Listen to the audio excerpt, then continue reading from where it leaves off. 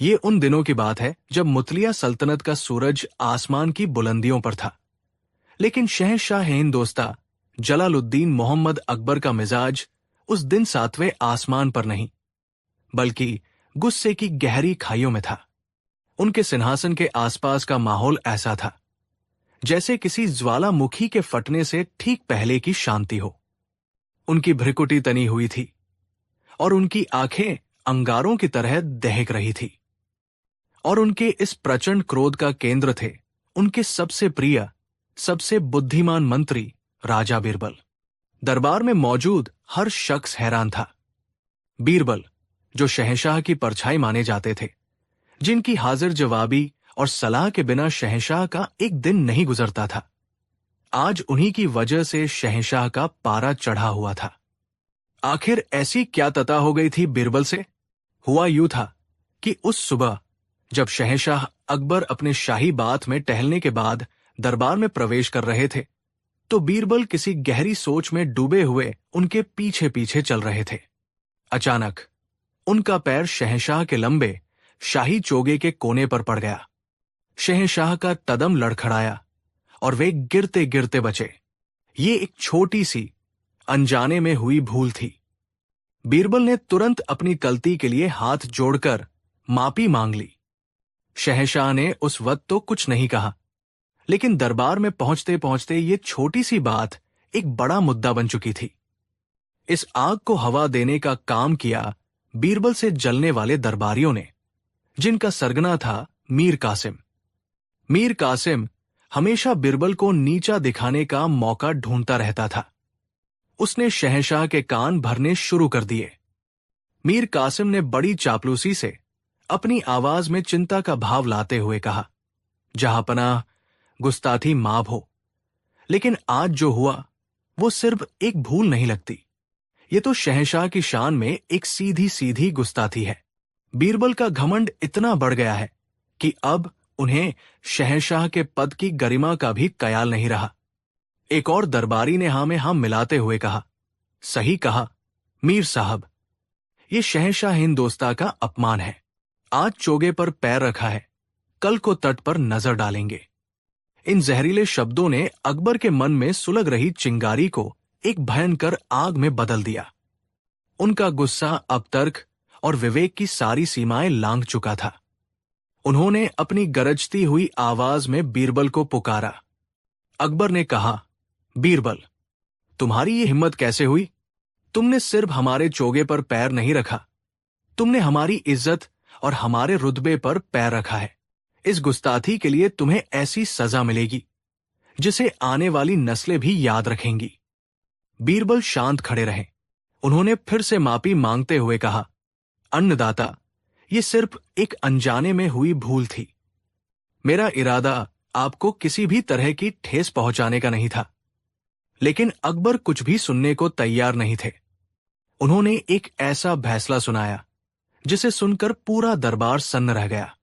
अकबर ने चिल्लाकर कहा, हम तुम्हें सजाए मौत तो नहीं देंगे बीरबल, हम तुम्हें उससे भी बदतर सजा देंगे। हम तुम्हें सार्वजनिक रूप से अपमानित करेंगे। हम हुक्म देते हैं कि आज से ठीक 7वें दिन शहर के मुख्य चौराहे पर तुम्हारे सिर पर पूरे 1000 जूते मारे जाएं, और ये सजा पूरा आगरा देखेगा। ये ऐलान एक बम की तरह फटा। 1000 जूते, वो भी बीरबल जैसे सम्मानित मंत्री के सिर पर। यह मौत से भी ज्यादा अपमानजनक सजा थी। मीर कासिम और उसके साथी मन ही मन लड्डू खा रहे थे। उन्हें लगा कि आज बीरबल का अध्याय हमेशा के लिए समाप्त हो गया। लेकिन बीरबल के चेहरे पर शिकन तक नहीं आई। उन्होंने बड़ी शांति से शहंशाह के इस अजीब व तरीब हुक्म को स्वीकार कर लिया। बीरबल ने सिर झुकाकर कहा, जहांपनाह, आपका हुक्म सर आंखों पर। मुझे आपकी सजा मंजूर है, लेकिन मेरी एक छोटी सी अर्ज है। अकबर ने गुस्से में कहा, क्या अर्ज है? बीरबल ने कहा, आलम पनाह, आप दुनिया के सबसे महान शहंशाह हैं। आपकी दी हुई सजा भी महान होनी चाहिए। मैं चाहता हूं कि यह सजा पूरी शानो शौकत के साथ दी जाए। इसके लिए मुझे 7 दिन की मोहलत दी जाए, ताकि मैं इस सजा के लिए उचित प्रबंध कर सकूं और एक ऐसा व्यक्ति ढूंढ सकूं जो शहंशाह के मंत्री को जूते मारने के काबिल हो। अकबर को बीरबल की यह बात थोड़ी अजीब लगी, लेकिन उन्हें लगा कि शायद बीरबल ने डर के मारे हार मान ली है और अब सिर्फ अपनी बेइज्जती को भी शाही अंदाज में करवाना चाहता है। उन्होंने बीरबल की ये अर्ज मंजूर कर ली। अगले 7 दिन आगरा में बड़ी गहमागहमी रही। मीर कासिम और उसके साथी दरबारी हर रोज बीरबल का मजाक उड़ाते। वे कहते, क्यों बीरबल, जूतों की गिनती पूरी हो गई? सुना है शहर के सारे मोची तुम्हारे लिए जूते बना रहे हैं। लेकिन बीरबल पर इन बातों का कोई असर नहीं होता। वो रोज दरबार आते, अपना काम करते और शाम को घर चले जाते। उनका शांत और सहज व्यवहार सबके लिए एक पहेली बना हुआ था। किसी को समझ नहीं आ रहा था कि मौत जैसी सजा के सामने कोई इतना शांत कैसे रह सकता है। इस बीच बीरबल ने कुछ बहुत ही अजीब काम किए। उन्होंने शहर के सबसे अच्छे मूर्तिकार को बुलवाया और उसे एक आदमकद मूर्ति बनाने का हुक्म दिया।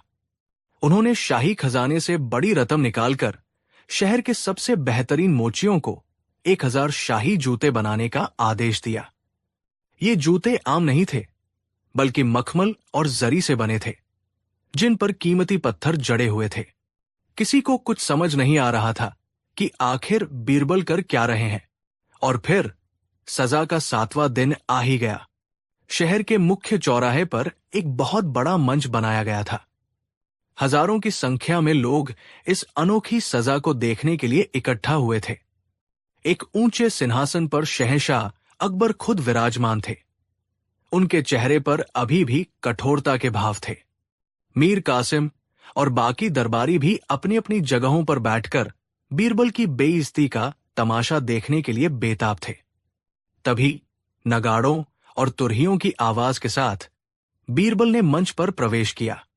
उनके चेहरे पर डर या अपमान का कोई भाव नहीं था, बल्कि एक अजीब सा आत्मविश्वास था। उनके पीछे पीछे उनके सेवक एक बड़े से कपड़े से ढके हुए सिंहासन को लेकर आए और उसे मंच के बीचों बीच रख दिया। अकबर ने कड़क आवाज में कहा, बीरबल, क्या सारी तैयारी हो गई? कहाँ है वो शख्स जो तुम्हें जूते मारेगा? बीरबल मुस्कुराए और कहा, सब तैयारी हो गई है जहां पनाह, और जो शख्स मुझे सजा देगा वो भी यही मौजूद है। ये कहकर बीरबल ने उस सिंहासन पर से कपड़ा हटा दिया। कपड़ा हटते ही वहां मौजूद हर एक व्यक्ति की आंखें आश्चर्य से फटी की फटी रह गई। सिंहासन पर कोई इंसान नहीं, बल्कि एक आदमकद सोने की बनी हुई मूर्ति रखी थी। और वो मूर्ति किसी और की नहीं, बल्कि स्वयं शहंशाह जलालुद्दीन मोहम्मद अकबर की थी। पूरे चौराहे पर एक गहरा सन्नाटा छा गया। खुद शहंशाह अकबर भी अपनी सोने की मूर्ति को देखकर हैरान रह गए। मीर कासिम चिल्लाकर कहा, यह क्या पागलपन है बीरबल? तुम शहंशाह की मूर्ति का क्या करोगे? बीरबल ने बड़ी विनम्रता से शहंशाह की ओर मुड़कर कहा, जहां पनाह, आपने मुझे 1000 जूते मारने का हुक्म दिया था। मैंने बहुत सोचा कि ये काम कौन कर सकता है। अगर कोई आम आदमी मुझे जूते मारेगा तो ये शहंशाह के मंत्री का अपमान होगा। अगर कोई दरबारी मुझे जूते मारेगा तो ये दरबार का अपमान होगा। और अगर मैं खुद को जूते मारूं तो ये आपके दिए हुए हुक्म का अपमान होगा। फिर मैंने सोचा कि मुझे जूते कौन मार सकता है। मुझसे ऊंचा दर्जा सिर्फ एक ही व्यक्ति का है, और वो है आप स्वयं जहां पनाह। सिर्फ आप ही मुझे ये सजा दे सकते हैं। लेकिन मैं आपसे ये गुस्ताखी करने के लिए कैसे कह सकता था कि आप अपने हाथों से मुझे जूते मारे? ये तो आपका अपमान होता। बीरबल ने एक पल का विराम लिया और फिर कहा, इसलिए जहां पनाह, मैंने आपकी ये सोने की मूर्ति बनवाई। ये आप नहीं है, लेकिन ये आपका प्रतीक है।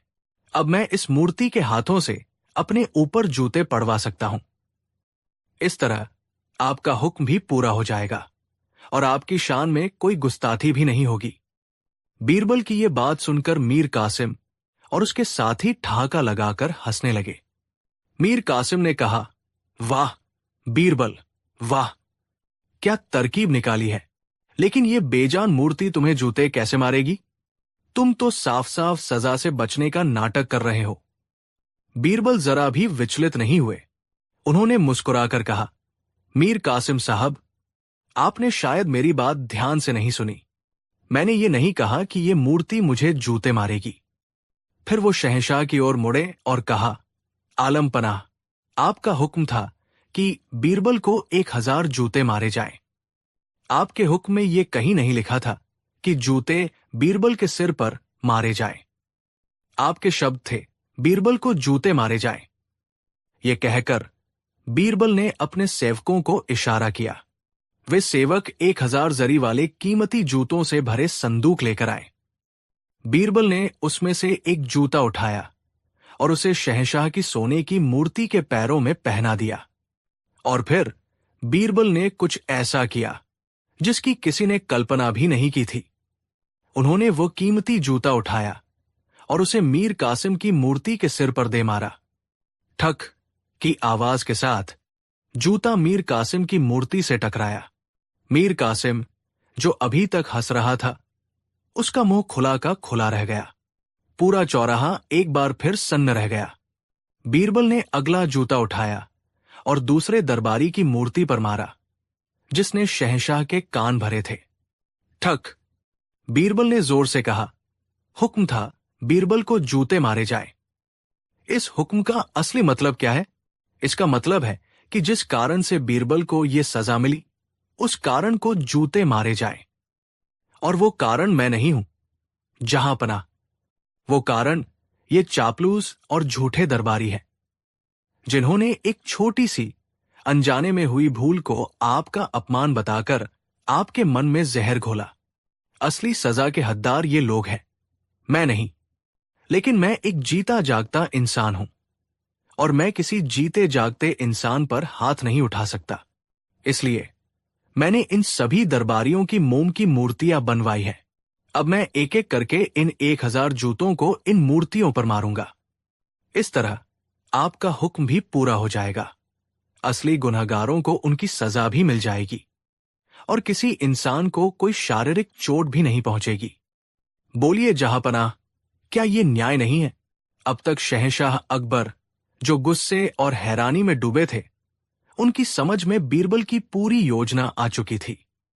उनकी कठोरता धीरे धीरे पिघलने लगी और उनके होठों पर एक हल्की सी मुस्कान तैर गई, जो जल्द ही एक जोरदार ठहाके में बदल गई।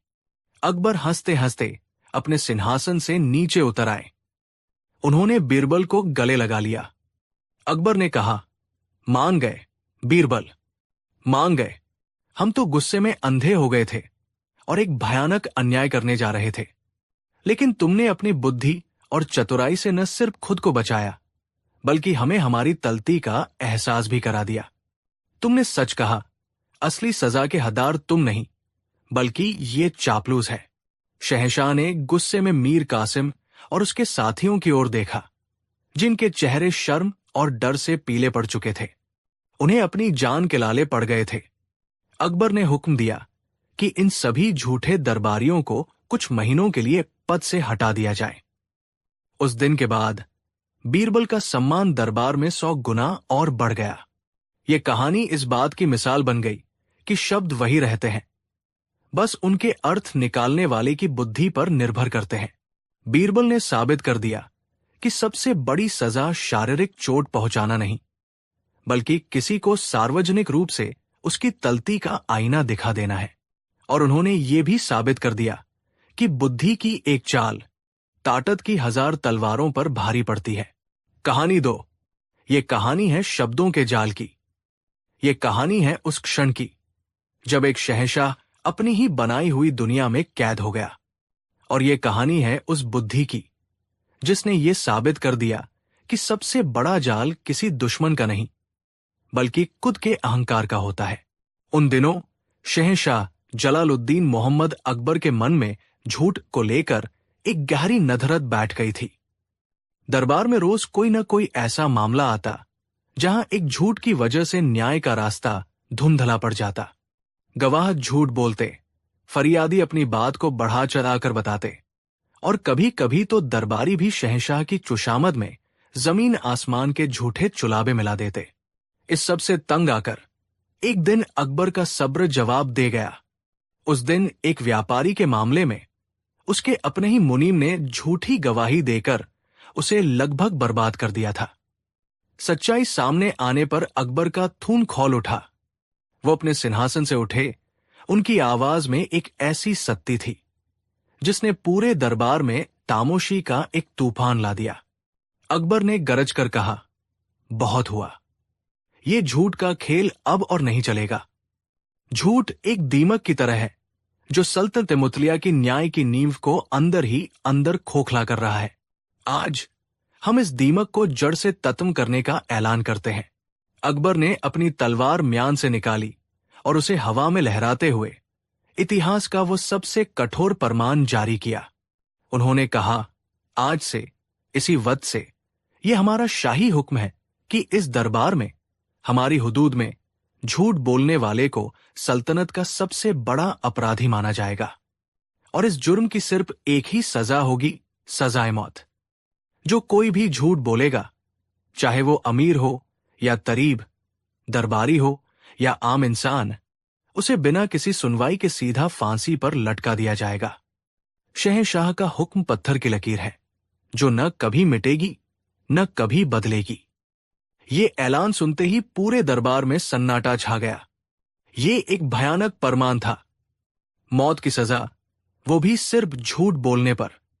बीरबल से जलने वाले दरबारी जैसे मीर कासिम मन ही मन बहुत खुश हुए। उन्हें लगा कि अब बीरबल, जो अक्सर अपनी चतुराई से गोलमोल बातें करता है, जरूर किसी न किसी दिन फंसेगा। सब चुप थे, लेकिन बीरबल, जो हमेशा की तरह शांत खड़े थे, धीरे धीरे आगे बढ़े। बीरबल ने बड़ी विनम्रता से सिर झुकाकर कहा, जहांपनाह, आपका इतबाल बुलंद हो। आपका फैसला यकीनन सल्तनत में सच का परचम लहराएगा। मैं सिर्फ एक बात जानना चाहता हूं, क्या यह हुक्म हर किसी पर, हर हाल में, बिना किसी अपवाद के लागू होगा?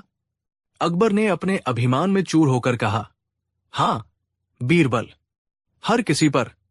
शहंशाह के हुक्म में कोई लेकिन या परंतु नहीं होता। जो झूठ बोलेगा वो मरेगा। बीरबल ने सिर झुका लिया और खामोशी से अपनी जगह पर जाकर खड़े हो गए। उनके होठों पर एक बहुत ही हल्की, लगभग अदृश्य मुस्कान थी जिसे कोई पढ़ नहीं सका। दिन बीतने लगे। अकबर के इस फरमान का असर तुरंत दिखने लगा। दरबार में एक अजीब सा डर बैठ गया। लोग बोलने से डरने लगे। फरियादी अपनी पूरी बात कहने से हिचकिचाते, कहीं कोई शब्द गलत न निकल जाए।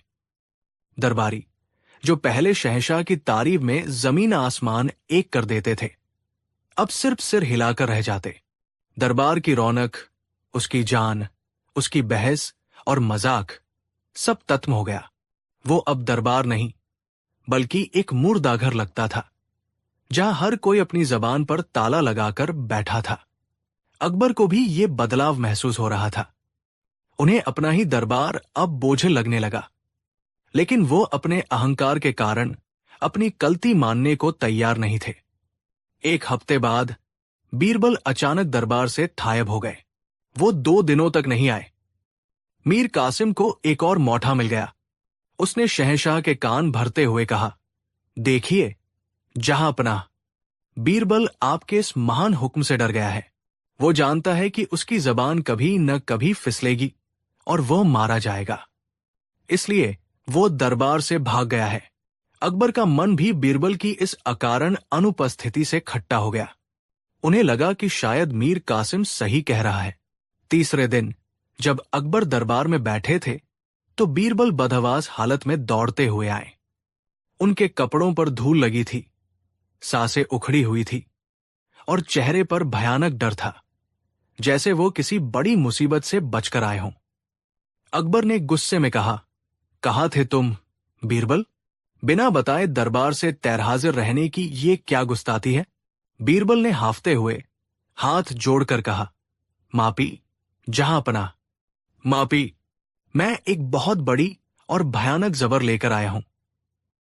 सल्तनत जतरे में है। ये सुनते ही अकबर और पूरा दरबार सन्न रह गया। बीरबल ने अपनी कहानी शुरू की। जहांपनाह, मैं पिछले 2 दिनों से भेष बदलकर सल्तनत की सरहदों का जायजा ले रहा था।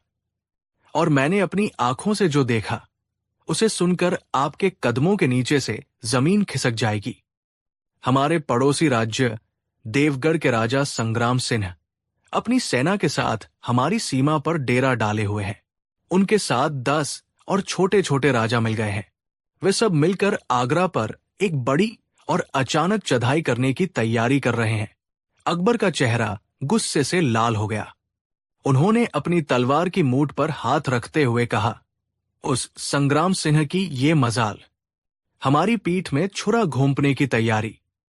हम उसकी रियासत को मिट्टी में मिला देंगे। बीरबल ने बात को और गंभीर बनाते हुए कहा, नहीं जहांपनाह, इतनी जल्दी नहीं। मैंने अपनी जान जोखिम में डालकर उनके शिविर में घुसपैठ की। मैंने उनसे बात करने की कोशिश की। वे बहुत गुस्से में हैं। उनका कहना है कि आपने उनके कुछ व्यापारियों के साथ नाइंसाफी की है। वे युद्ध के लिए पूरी तरह तैयार हैं।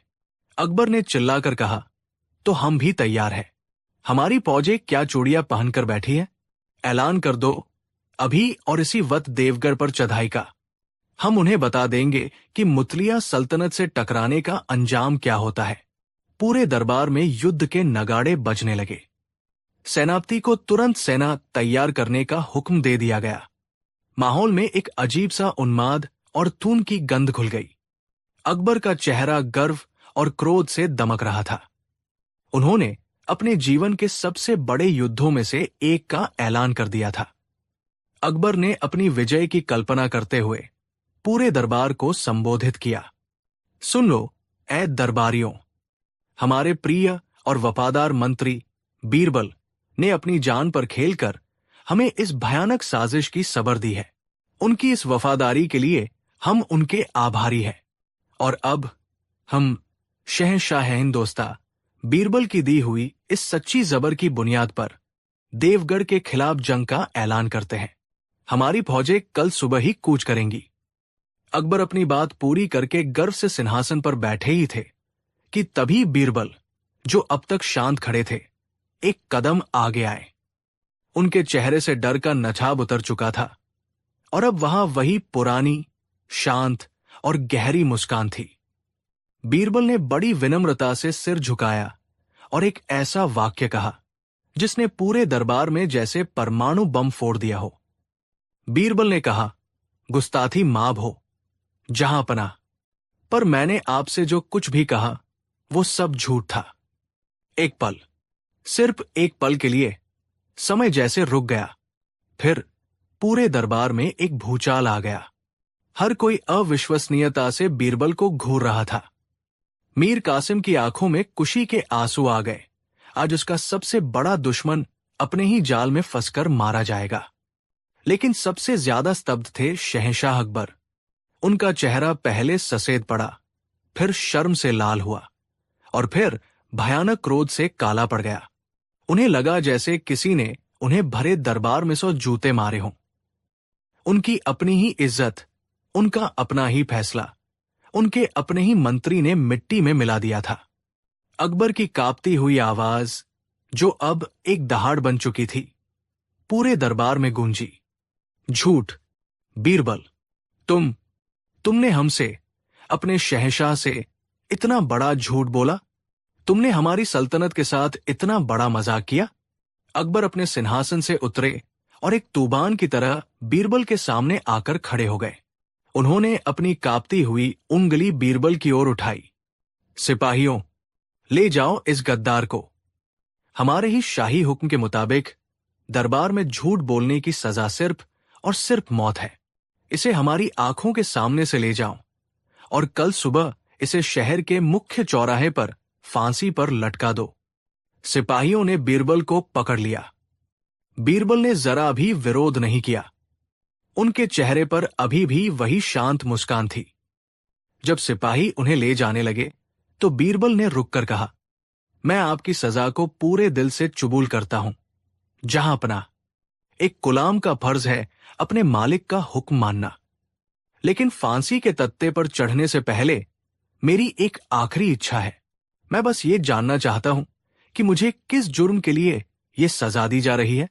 अकबर ने जहर में बुझी हुई आवाज में कहा, तुम्हें तुम्हारे उस भयानक झूठ के लिए सजा दी जा रही है जो तुमने इसी दरबार में हमसे बोला।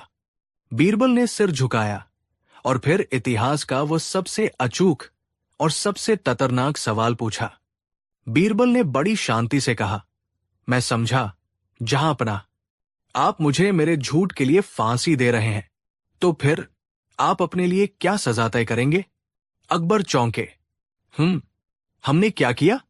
बीरबल ने अपनी नजरें उठाई और उनकी आंखों में सीधे शहंशाह की आंखों में देखते हुए कहा, जहांपना, अभी अभी इसी भरे दरबार में पूरी सल्तनत के सामने आपने मेरे उस झूठ को सच मानकर एक भयानक युद्ध का ऐलान कर दिया।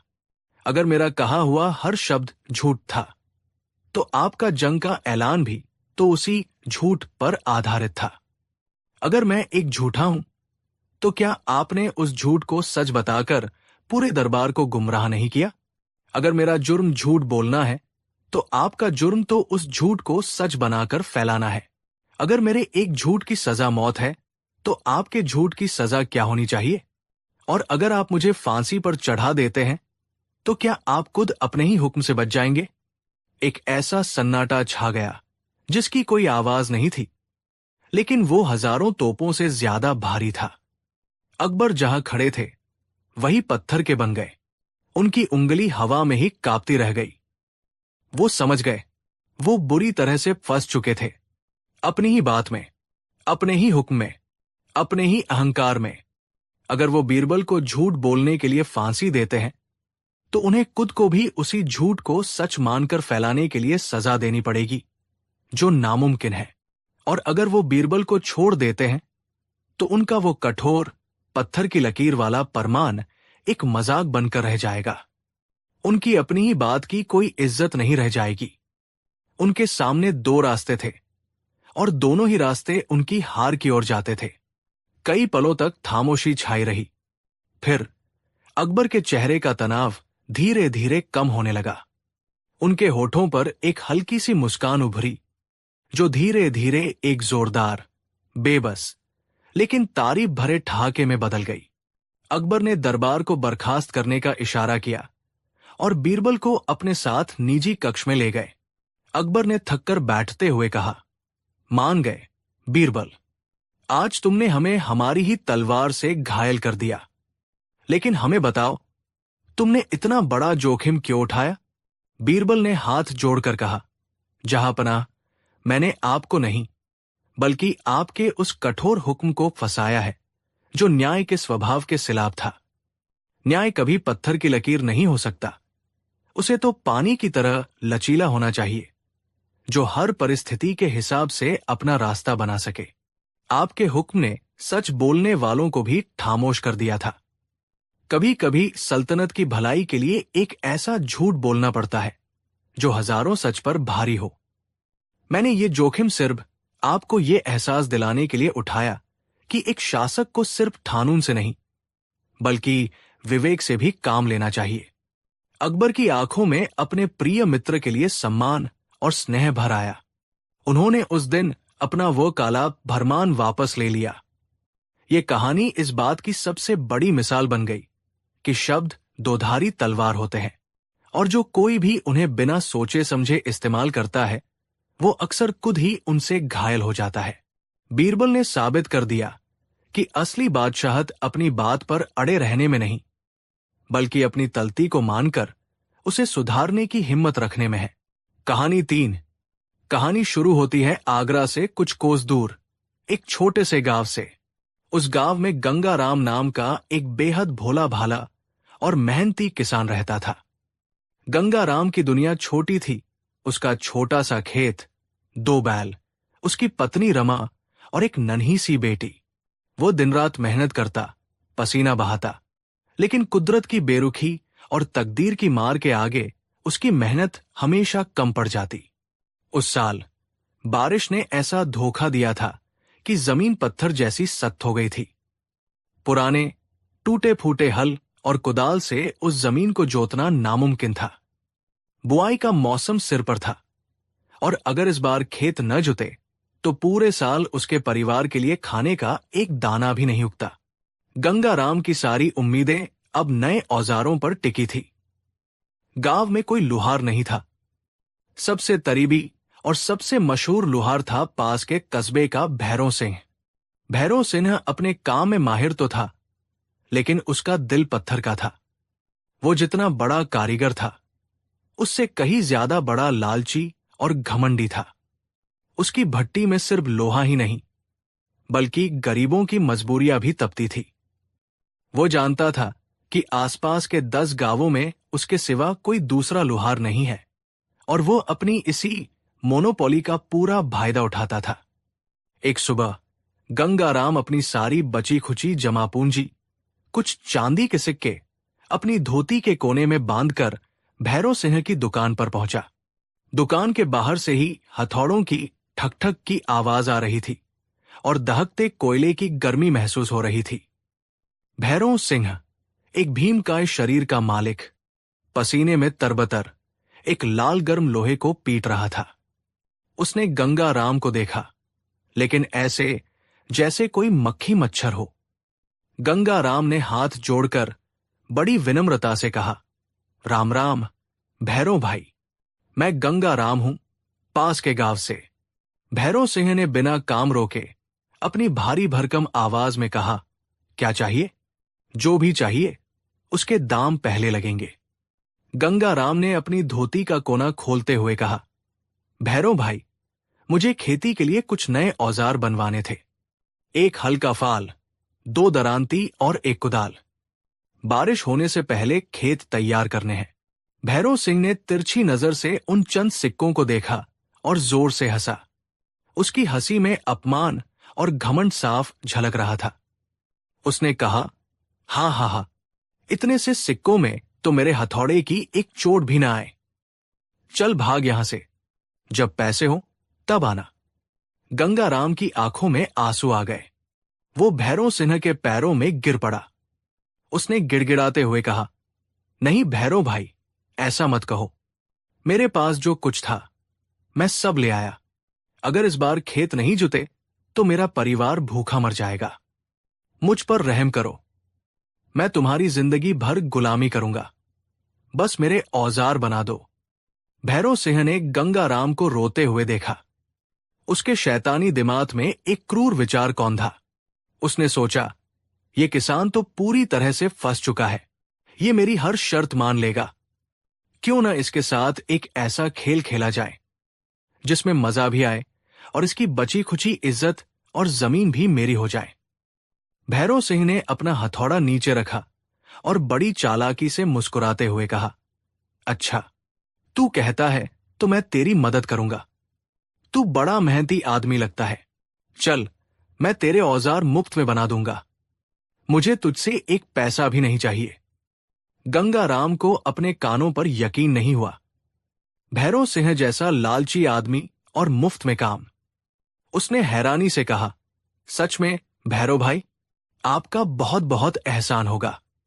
भैरव सिंह ने अपनी जहरीली मुस्कान के साथ कहा, हाँ हाँ, बिल्कुल मुफ्त। लेकिन मेरी एक छोटी सी शर्त है। मैं आज से ठीक 10वें दिन तेरे गांव आऊंगा, तेरे औजार लेकर। उस दिन तुझे मुझे मेरा इनाम देना होगा।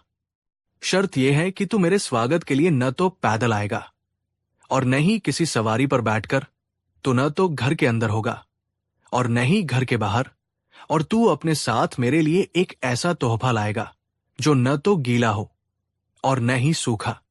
अगर तूने मेरी ये तीनों शर्तें पूरी कर दी तो औजार तेरे और मैं टाली हाथ लौट जाऊंगा। लेकिन अगर तू एक भी शर्त पूरी नहीं कर पाया तो तेरे औजार, तेरा ये खेत और तू खुद जिंदगी भर के लिए मेरा गुलाम हो जाएगा। बोल, मंजूर है? गंगाराम एक अनपढ़ भोला किसान था। उसने इस पहेली जैसी शर्त की गहराई को नहीं समझा। उसे सिर्फ एक ही बात सुनाई दी, औजार मुफ्त में मिलेंगे। अपनी हताशा में उसने बिना सोचे समझे हाँ कर दी। उसने कहा, मंजूर है मालिक, आप जैसा कहेंगे मैं वैसा ही करूंगा। गंगाराम खुशी खुशी अपने गांव लौट आया। उसने सबको बताया कि भैरव सिंह जैसा दयालु कोई नहीं। वो उसके औजार मुफ्त में बना रहा है। लेकिन जब उसने शर्त के बारे में बताया तो गांव के समझदार बुजुर्गों ने अपना माथा पीट लिया। गांव के मुखिया ने कहा, अरे पागल, तू ये क्या कराया? ये कोई शर्त नहीं, ये एक जाल है। भला ऐसा कैसे हो सकता है कि कोई आदमी न पैदल हो, न सवारी पर, न घर के अंदर हो, न बाहर, और न गीला, न सूखा तोहफा? तू तो अपनी आजादी और जमीन दोनों गवा बैठा। अब गंगाराम को अपनी भयानक गलती का एहसास हुआ। उसकी खुशी एक पल में गहरे डर और निराशा में बदल गई। दिन बीतने लगे। पूरा गांव मिलकर इस पहेली को सुलझाने की कोशिश करता, लेकिन कोई रास्ता नहीं निकलता। गंगाराम ने खाना पीना छोड़ दिया। वो दिन रात यही सोचता रहता कि अब उसका और उसके परिवार का क्या होगा। 9 दिन बीत गए। कल सुबह भैरव सिन्हा आने वाला था, अपने साथ गंगाराम की बर्बादी का परवाना लेकर। उस रात जब सारी उम्मीदें तत्म हो चुकी थी, गांव के एक बूले ने गंगाराम को एक आखिरी सलाह दी। उसने कहा, बेटा, अब इस दुनिया में सिर्फ एक ही इंसान है जो तुझे इस मुसीबत से निकाल सकता है। वो है आगरा में शहंशाह अकबर का मंत्री राजा बीरबल। कहते हैं कि उनके पास दुनिया की हर समस्या का समाधान है। तू सुबह की पहली किरण के साथ आगरा के लिए निकल जा, शायद तेरी किस्मत पलट जाए। गंगाराम के अंदर उम्मीद की एक मरी हुई सी किरण फिर से जागी। वो रात भर सो नहीं पाया और सुबह होने से पहले ही अपनी सारी हिम्मत बटोरकर आगरा की ओर पैदल ही निकल पड़ा। कई घंटों के सफर के बाद जब वो आगरा पहुंचा तो उसकी हालत बहुत खराब थी, लेकिन उसने हार नहीं मानी। किसी तरह लोगों से पूछते पूछते वो राजा बीरबल की हवेली तक जा पहुंचा। वहां पहरेदारों ने उसे रोक लिया। एक मामूली किसान का भला बीरबल जैसे महान मंत्री से क्या काम? गंगाराम वही हवेली के बाहर जमीन पर बैठकर रोने लगा। वो जोर जोर से अपनी किस्मत को कोस रहा था। संयोग से उसी समय बीरबल अपनी बग्घी में बैठकर कहीं जाने के लिए हवेली से बाहर निकले। उन्होंने गंगाराम को रोते हुए देखा। बीरबल, जो हमेशा गरीबों और मजलूमों के प्रति दया का भाव रखते थे, उन्होंने अपनी बग्घी रुकवाई और गंगाराम को पास बुलवाया। बीरबल ने बड़ी नरमी से कहा, क्या बात है भाई, तुम इस तरह क्यों रो रहे हो? क्या कोई परेशानी है? गंगाराम ने बीरबल को पहचान लिया। वो उनके पैरों में गिर पड़ा और अपनी पूरी दुख भरी कहानी आंसुओं के साथ एक एक करके सुना दी।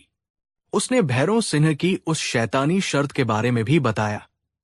बीरबल ने पूरी कहानी बड़े ध्यान से सुनी। कहानी सुनते सुनते उनके होठों पर एक हल्की सी रहस्यमयी मुस्कान तैरने लगी। उन्होंने भैरव सिंह के इस कपटी जाल को एक पल में ही समझ लिया था। बीरबल ने गंगाराम को उठाते हुए कहा, बस इतनी सी बात, इसके लिए तुम इतना रो रहे हो? अरे, ये तो दुनिया की सबसे आसान शर्त है। जाओ, अपने गांव वापस जाओ और जश्न की तैयारी करो। कल तुम उस लालची लुहार को ऐसा सबक सिखाओगे जिसे वो जिंदगी भर नहीं भूलेगा। गंगाराम ने हैरानी से कहा, लेकिन कैसे हुजूर? मैं कुछ समझा नहीं। बीरबल मुस्कुराए और कहा, जैसा मैं कहता हूं ठीक वैसा ही करना। बीरबल ने गंगाराम के कान में झुककर अपनी पूरी योजना धीरे धीरे समझा दी। योजना सुनकर गंगाराम की आंखें आश्चर्य और कृतज्ञता से फैल गई। उसे यकीन नहीं हो रहा था कि जिस समस्या ने उसकी रातों की नींद उड़ा दी थी, उसका समाधान इतना सरल और मजेदार हो सकता है। उसने बीरबल को हजारों दुआएं दी और एक नए आत्मविश्वास के साथ अपने गांव की ओर लौट पड़ा। अगली सुबह पूरा गांव गंगाराम के घर के बाहर इकट्ठा था। हर चेहरे पर तनाव और उत्सुकता थी। तभी दूर से भैरव सिंह अपनी बैलगाड़ी पर आता हुआ दिखाई दिया। वो एक राजा की तरह अकड़कर बैठा था और बैलगाड़ी में नए चमकते हुए औजार पड़े थे। भैरव सिंह ने गांव के बीचों बीच अपनी गाड़ी रोकी और जोर से हंसते हुए कहा, कहाँ है मेरा चुलाम, गंगाराम? मैं उसके लिए औजार ले आया हूं, और साथ में उसकी गुलामी के दस्तावेज भी। हा हा हा, बुलाओ उसे। तभी भीड़ को चीरते हुए गंगाराम सामने आया। लेकिन जिस रूप में वह आया, उसे देखकर भैरव सिन्हा का मुंह खुला का खुला रह गया और पूरे गांव वालों की हंसी छूट गई। गंगाराम ने अपने गांव से एक भेड़ का बच्चा, मेमना, पकड़ा था। वो न तो उस पर पूरी तरह से बैठा था और न ही खड़ा था, बल्कि वो उस मेमने पर सवार था, अपने पैर जमीन पर घसीटते हुए। तो वो न तो पैदल था और न ही किसी सवारी पर। वो आकर अपने घर की दहलीज, चौखट पर खड़ा हो गया। उसका एक पैर घर के अंदर था और एक पैर घर के बाहर। तो वो न तो घर के अंदर था और न ही घर के बाहर, और उसके हाथ में मछुआरों वाला एक बड़ा सा जाल था, जिसे उसने अभी अभी तालाब में डुबोकर निकाला था और अच्छी तरह से झटक दिया था। जाल से पानी की बूंदें टपक रही थी, लेकिन वो पूरी तरह भीगा हुआ नहीं था। तो वो तोहफा न तो गीला था और न ही सूखा। गंगाराम ने बड़ी अदा से भैरव सिन्हा को सलाम करते हुए कहा, आइए मालिक, आपका चुलाम आपके स्वागत के लिए हाजिर है। जैसा आपने हुक्म दिया था, मैं ठीक वैसा ही हूं। देख लीजिए। भैरव सिन्हा की आंखों के आगे अंधेरा छा गया। जिस पहेली को वो अपनी सबसे बड़ी चाल समझ रहा था, उसे इस अनपढ़ किसान ने बड़ी आसानी से सुलझा दिया था। उसका घमंड, उसकी अकड़ एक पल में चूर चूर हो गई। वो सार्वजनिक रूप से अपमानित हो चुका था। गांव वाले, जो कल तक उससे डरते थे, आज उस पर हंस रहे थे। भैरव सिंह ने बौखलाकर कहा, ये नहीं हो सकता। ये तेरी अक्ल नहीं है। बता, तुझे ये किसने सिखाया? तभी भीड़ के पीछे से एक शांत और रौबदार आवाज आई, ये इसे मैंने सिखाया है। सबने मुड़कर देखा। एक शानदार बग्घी पर राजा बीरबल बैठे मुस्कुरा रहे थे। बीरबल अपनी बग्घी से उतरे और सीधे भैरव सिन्हा के सामने आकर खड़े हो गए। बीरबल ने अपनी सधी हुई आवाज में कहा, भैरव सिंह, तुम अपनी कारीगरी का इस्तेमाल लोगों की मदद करने के लिए कर सकते थे, लेकिन तुमने अपनी बुद्धि का इस्तेमाल एक गरीब और मजबूर इंसान को फंसाने के लिए किया। याद रखो, जब बुद्धि का इस्तेमाल दूसरों को दुख देने के लिए किया जाता है, तो उसे बुद्धि नहीं, धूर्तता कहते हैं। और धूर्तता का जाल कितना भी मजबूत क्यों न हो, उसे विवेक का एक छोटा सा धागा भी काट सकता है। तुमने इस गरीब किसान के साथ जो समझौता किया, वो कानून की नजर में भी एक धोखा है। इसलिए सजा के तौर पर ये सारे औजार तुम्हें गंगाराम को मुफ्त में देने होंगे। और आज के बाद अगर तुमने किसी भी गरीब को परेशान करने की कोशिश की, तो तुम्हें शाही जेल की हवा खानी पड़ेगी। भैरव सिन्हा का सिर शर्म से झुक गया। उसने अपनी हार मान ली। उसने बिना कुछ कहे वे सारे औजार गंगाराम को दे दिए और वहां से चुपचाप अपनी बैलगाड़ी लेकर चला गया। गंगाराम को उसके औजार मिल गए। उसने अपने खेत जोते और उस साल इतनी अच्छी फसल हुई कि उसकी सारी गरीबी दूर हो गई। और भैरव सिंह, उसने ऐसा सबक सीखा जो वो जिंदगी भर नहीं भूला। उस दिन के बाद उसका घमंड टूट गया और उसने फिर कभी किसी गरीब को अपनी मनमानी से परेशान नहीं किया। ये कहानी हमें सिखाती है कि लालच और घमंड इंसान को अंधा बना देते हैं, लेकिन दुनिया में हमेशा कोई न कोई बीरबल मौजूद होता है जो अपनी बुद्धिमानी से हर अंधेरे को दूर कर देता है और ये साबित कर देता है कि अंत में जीत हमेशा सच्चाई और न्याय की ही होती है। कहानी 4। ये कहानी है आगरा के उस मशहूर घी वाले की, जिसका नाम था माधव। माधव की दुकान छोटी थी, लेकिन उसका नाम बहुत बड़ा था।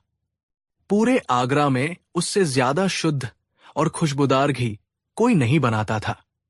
उसकी दुकान के सामने से गुजरने वाला हर शख्स एक पल रुककर उस घी की सौंधी सौंधी महक को अपनी सांसों में जरूर भरता था। माधव सिर्फ एक व्यापारी नहीं था, वो एक कलाकार था। उसके लिए घी बेचना सिर्फ एक व्यवसाय नहीं, बल्कि एक विरासत थी, एक पूजा थी जिसे वो पूरी ईमानदारी और लगन से करता था। लेकिन उस सुबह माधव की दुकान पर घी की वो मनमोहक खुशबू नहीं, बल्कि निराशा और उदासी की एक भारी चादर तनी हुई थी। माधव अपनी दुकान की दहलीज पर सिर पकड़कर बैठा था। उसकी आंखों से आंसू बह रहे थे। उसकी पत्नी पार्वती उसे सांत्वना देने की कोशिश कर रही थी, लेकिन उसके शब्द माधव के कानों तक पहुंच ही नहीं रहे थे। तभी बाजार में शोर मचा। शहर का सबसे अमीर और मक्कार सेठ धनपत राय अपने 4 लठैतों के साथ वहां अधमका। धनपत राय की तोंद उसकी दौलत की तरह ही बाहर निकली हुई थी और उसकी आंखों में गिद्ध जैसी चमक थी। धनपत राय ने अपनी भारी भरकम रौबदार आवाज में कहा, क्यों रे माधव, अभी तक दुकान टाली नहीं की? मैंने तुझे कल तक की मोहलत दी थी। अब ये दुकान, ये मकान सब मेरा है। चल निकल यहां से। माधव ने हाथ जोड़कर गिड़गिड़ाते हुए कहा, नहीं सेठ जी, ऐसा जुल्म मत कीजिए। ये दुकान मेरे बाप दादाओं की निशानी है। इसके सिवा मेरे पास और कुछ नहीं है। मुझ पर रहम कीजिए सेठ जी। धनपत राय जोर से हंसा। उसकी हंसी किसी जहरीले सांप की फुफकार जैसी थी। उसने कहा, रहम? अरे मैंने तो तुझ पर रहम ही किया था जब तेरे बच्चे की बीमारी के वक्त तुझे कर्ज दिया था। लेकिन तू तो बड़ा बेईमान निकला। तूने शर्त पूरी नहीं की। अब तो तुझे ये दुकान ठाली करनी ही पड़ेगी। ये देख। ये कहकर धनपत राय ने अपनी कमर से एक सरकारी दस्तावेज निकाला और उसे हवा में लहराया। ये समझौता पत्र है जिस पर तेरे दस्तखत है। इस पर शाही मुहर भी लगी है। अब तो तुझे शहंशाह अकबर भी नहीं बचा सकते। बाजार में तमाशा देखने वालों की भीड़ लग गई थी। हर कोई जानता था कि माधव एक ईमानदार आदमी है और धनपत राय एक मक्कार सूदखोर। लेकिन कानून के सामने सब बेबस थे। मामला इतना बढ़ा कि शहर के कोतवाल को बीच में आना पड़ा और उसने फैसला किया कि इस मामले का निपटारा अब दीवाना में शहंशाह अकबर के सामने ही होगा। अगले दिन शहंशाह अकबर का भव्य दरबार लगा था। एक तरफ सिर झुकाए बेबसी की मूरत बना माधव खड़ा था और दूसरी तरफ अकड़कर अपनी जीत के नशे में चूर धनपत राय। अकबर ने मामले की सुनवाई शुरू की। धनपत राय ने आगे बढ़कर बड़ी चालाकी से अपनी बात रखी। उसने कहा, आलम पनाह, मैं एक सीधा सादा व्यापारी हूं। 6 महीने पहले माधव का बेटा बहुत बीमार था। उसके इलाज के लिए इसे पैसों की जरूरत थी। ये मेरे पास आया और मैंने इंसानियत के नाते इसे 500 अशरफिया उधार दी। लेकिन सल्तनत का पैसा ऐसे ही तो नहीं दिया जा सकता, इसलिए मैंने इसके साथ एक समझौता पत्र बनवाया। अकबर ने कहा, कैसा समझौता? धनपत राय ने वो दस्तावेज शहंशाह के सामने पेश करते हुए कहा, जहांपनाह, समझौता बहुत सरल था। मैंने माधव से कहा कि अगर वो 6 महीने के अंदर मेरा कर्ज नहीं चुका पाया तो उसे मेरे लिए एक काम करना होगा। मैंने उसे एक मटका दिया जिसमें आधा घी और आधा सरसों का तेल मिला हुआ था। शर्त यह थी कि अगर माधव उस मटके में से घी और तेल को अलग अलग कर देगा तो मैं उसका सारा कर्ज माफ कर दूंगा। लेकिन अगर वो ऐसा नहीं कर पाया तो उसकी ये दुकान मेरी हो जाएगी। इस बात पर यह राजी हो गया और इसने इस दस्तावेज पर अपने दस्तखत भी किए। शहंशाह अकबर ने दस्तावेज को ध्यान से देखा।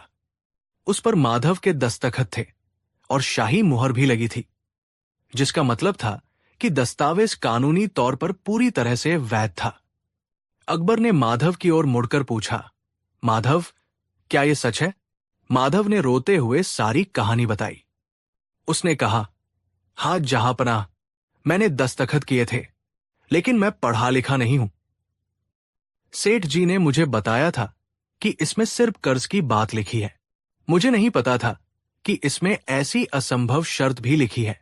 हुजूर, मिले हुए घी और तेल को भला कोई कैसे अलग कर सकता है? ये तो नामुमकिन है। सेठ जी ने मुझे धोखा दिया है। जहांपनाह, इन्होंने मेरी मजबूरी का फायदा उठाया है।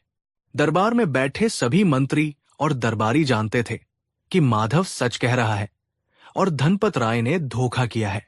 लेकिन समस्या ये थी कि कानून के हिसाब से माधव ने समझौते पर दस्तखत किए थे और अब वो उस शर्त से बंधा हुआ था जो पूरी करना असंभव थी। शहंशाह अकबर एक बड़ी दुविधा में फंस गए।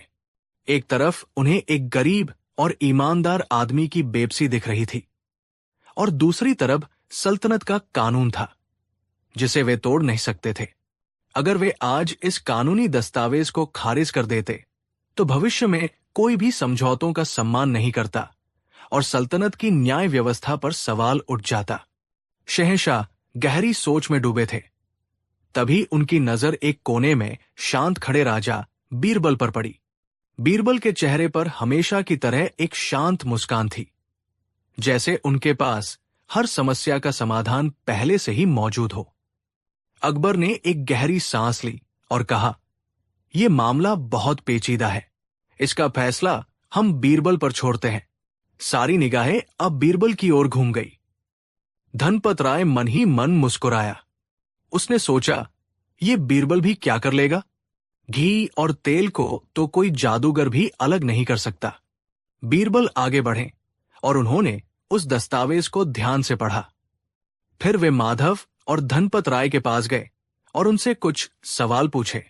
अंत में वे शहंशाह की ओर मुड़े।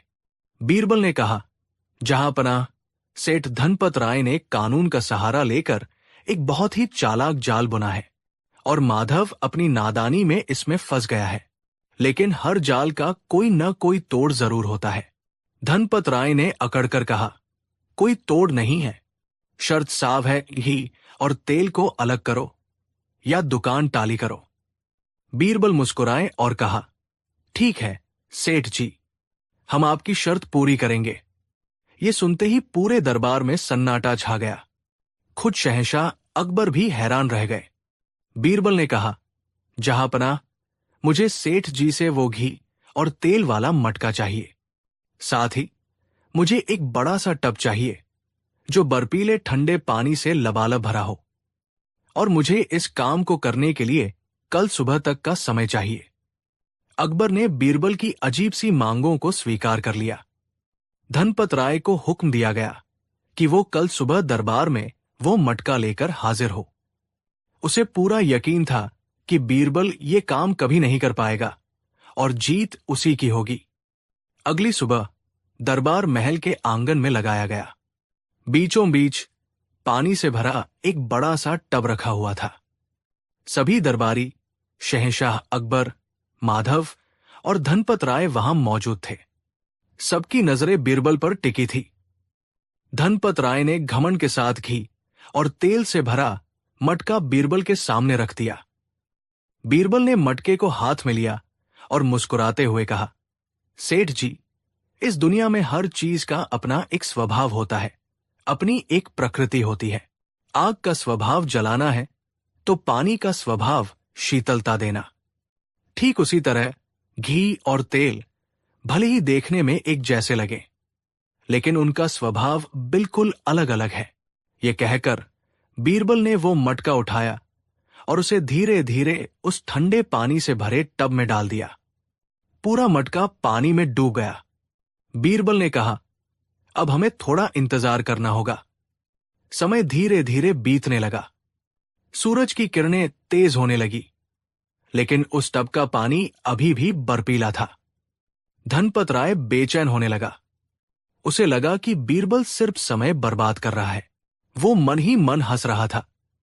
लगभग 1 घंटे के बाद बीरबल टब के पास गए। उन्होंने सबको पास आने का इशारा किया।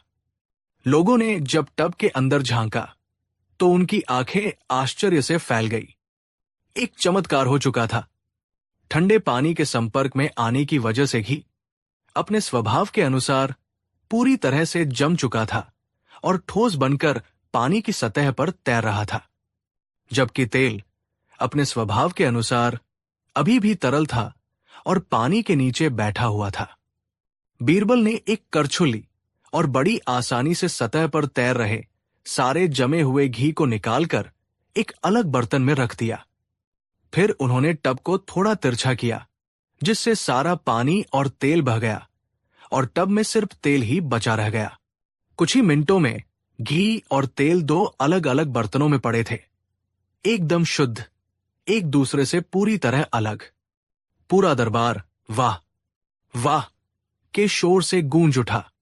शहंशाह अकबर अपनी आंखों पर यकीन नहीं कर पा रहे थे। माधव की आंखों में खुशी के आंसू थे।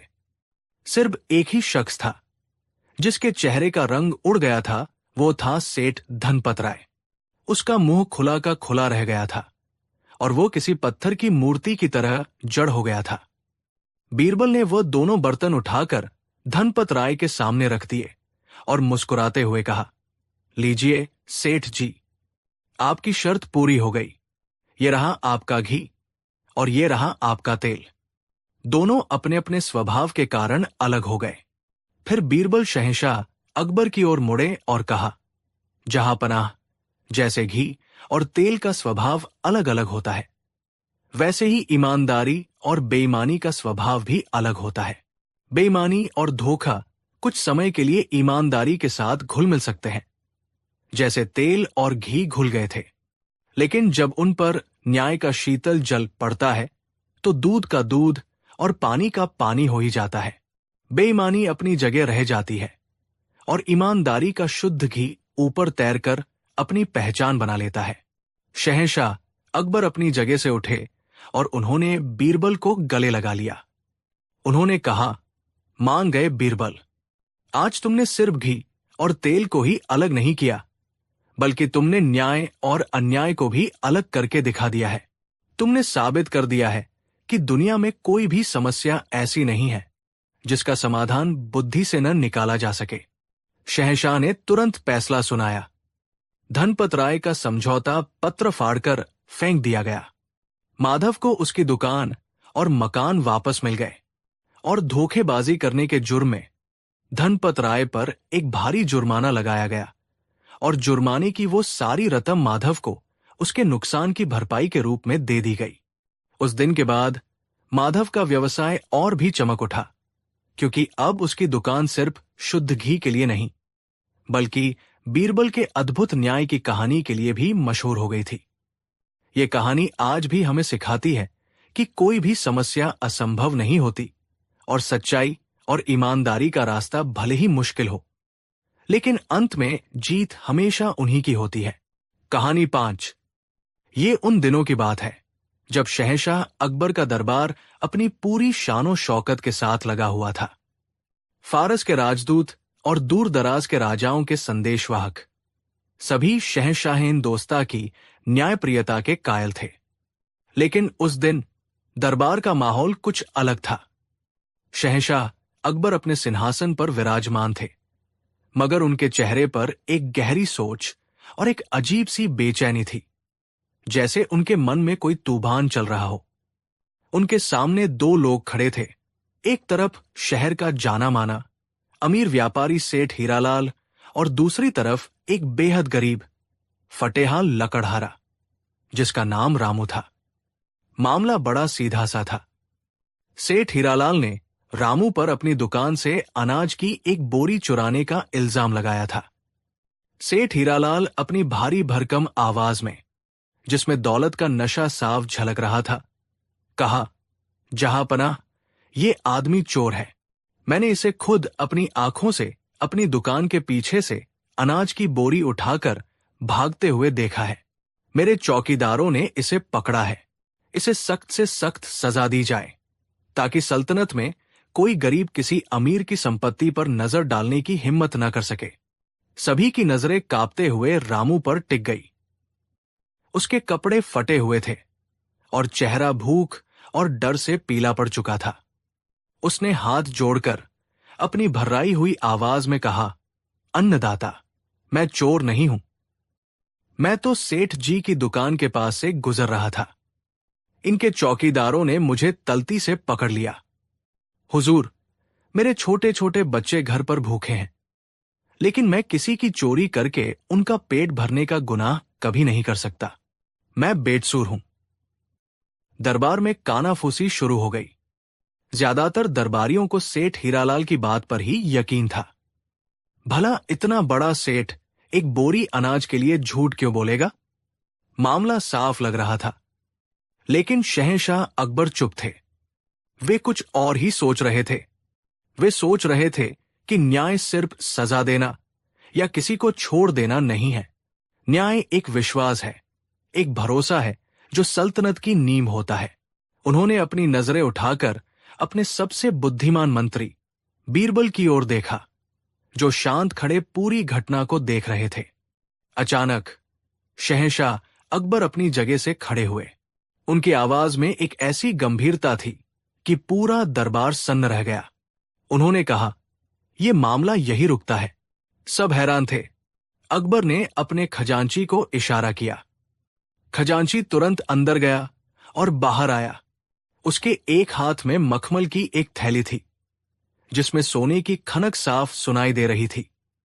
दूसरे हाथ में वो दरबार का सबसे पवित्र चिन्ह इंसाफ का तराजू लेकर आया। ये तराजू सोने का बना था और सल्तनत में न्याय का प्रतीक माना जाता था। अकबर ने दोनों चीजें बीरबल के सामने एक मेज पर रखवा दी। एक तरफ सोने की अशर्फियों से भरी थैली और दूसरी तरफ न्याय का वो थाली तराजू। अकबर ने सीधे बीरबल की आंखों में देखते हुए कहा, बीरबल, हम आज तुमसे एक सवाल करना चाहते हैं। ये मामला बड़ा छोटा है। एक बोरी अनाज की कीमत ही क्या है? हम इस झंझट में पड़कर अपना और दरबार का कीमती वक्त बर्बाद नहीं करना चाहते। उन्होंने सोने की थैली की ओर इशारा करते हुए कहा, ये देखो, इसमें पूरी 100 सोने की अशर्फियां है। ये तुम्हारी है बीरबल। तुम इन्हें उठा लो और इस बेकार के मामले को यही रफादफा कर दो। हम इस लकड़हारे को आजाद कर देंगे और सेठ को भी शांत कर देंगे। फिर उन्होंने न्याय के तराजू की ओर इशारा किया और कहा, और ये है इंसाफ का तराजू। ये थाली है बीरबल, इसमें कुछ नहीं है। अगर तुम इसे चुनते हो तो तुम्हें इस छोटी सी चोरी की तह तक जाना होगा, गवाहों से बात करनी होगी, सबूत खोजने होंगे और अपना कीमती समय इस गरीब और अमीर के झगड़े में लगाना होगा। तो बताओ बीरबल, तुम क्या चुनोगे? ये 100 अशर्फियों का खजाना या ये थाली तराजू? दरबार में जैसे बिजली दौड़ गई। ये एक अभूतपूर्व क्षण था। शहंशाह अकबर ने अपने सबसे काबिल मंत्री को दौलत और कर्तव्य के बीच सीधे चुनाव करने के लिए खड़ा कर दिया था। मिर्जा जफर जैसे बीरबल से जलने वाले दरबारी मन ही मन मुस्कुरा रहे थे। उन्होंने सोचा, अब बीरबल फंसेगा। कोई मूर्ख ही होगा जो 100 अशर्फियों को छोड़कर एक छाली तराजू उठाएगा। अगर बीरबल ने सोना चुना तो आज से उसकी ईमानदारी की सारी कहानियां खत्म हो जाएंगी, और अगर उसने तराजू चुना तो वो शहंशाह की नजर में एक अव्यावहारिक और मूर्ख इंसान साबित होगा, जो दौलत की कद्र नहीं करता। सबकी सांसें रुकी हुई थी। बीरबल के एक फैसले पर आज उनका पूरा भविष्य टिका था। बीरबल शांत रहे। उन्होंने एक नजर सोने की खनकती हुई थैली पर डाली, जहां उनकी पीढ़ियों को तार सकने वाली दौलत पड़ी थी। फिर उन्होंने अपनी नजर उस सुनहरे थाली तराजू पर डाली, जो खामोशी से न्याय की प्रतीक्षा कर रहा था।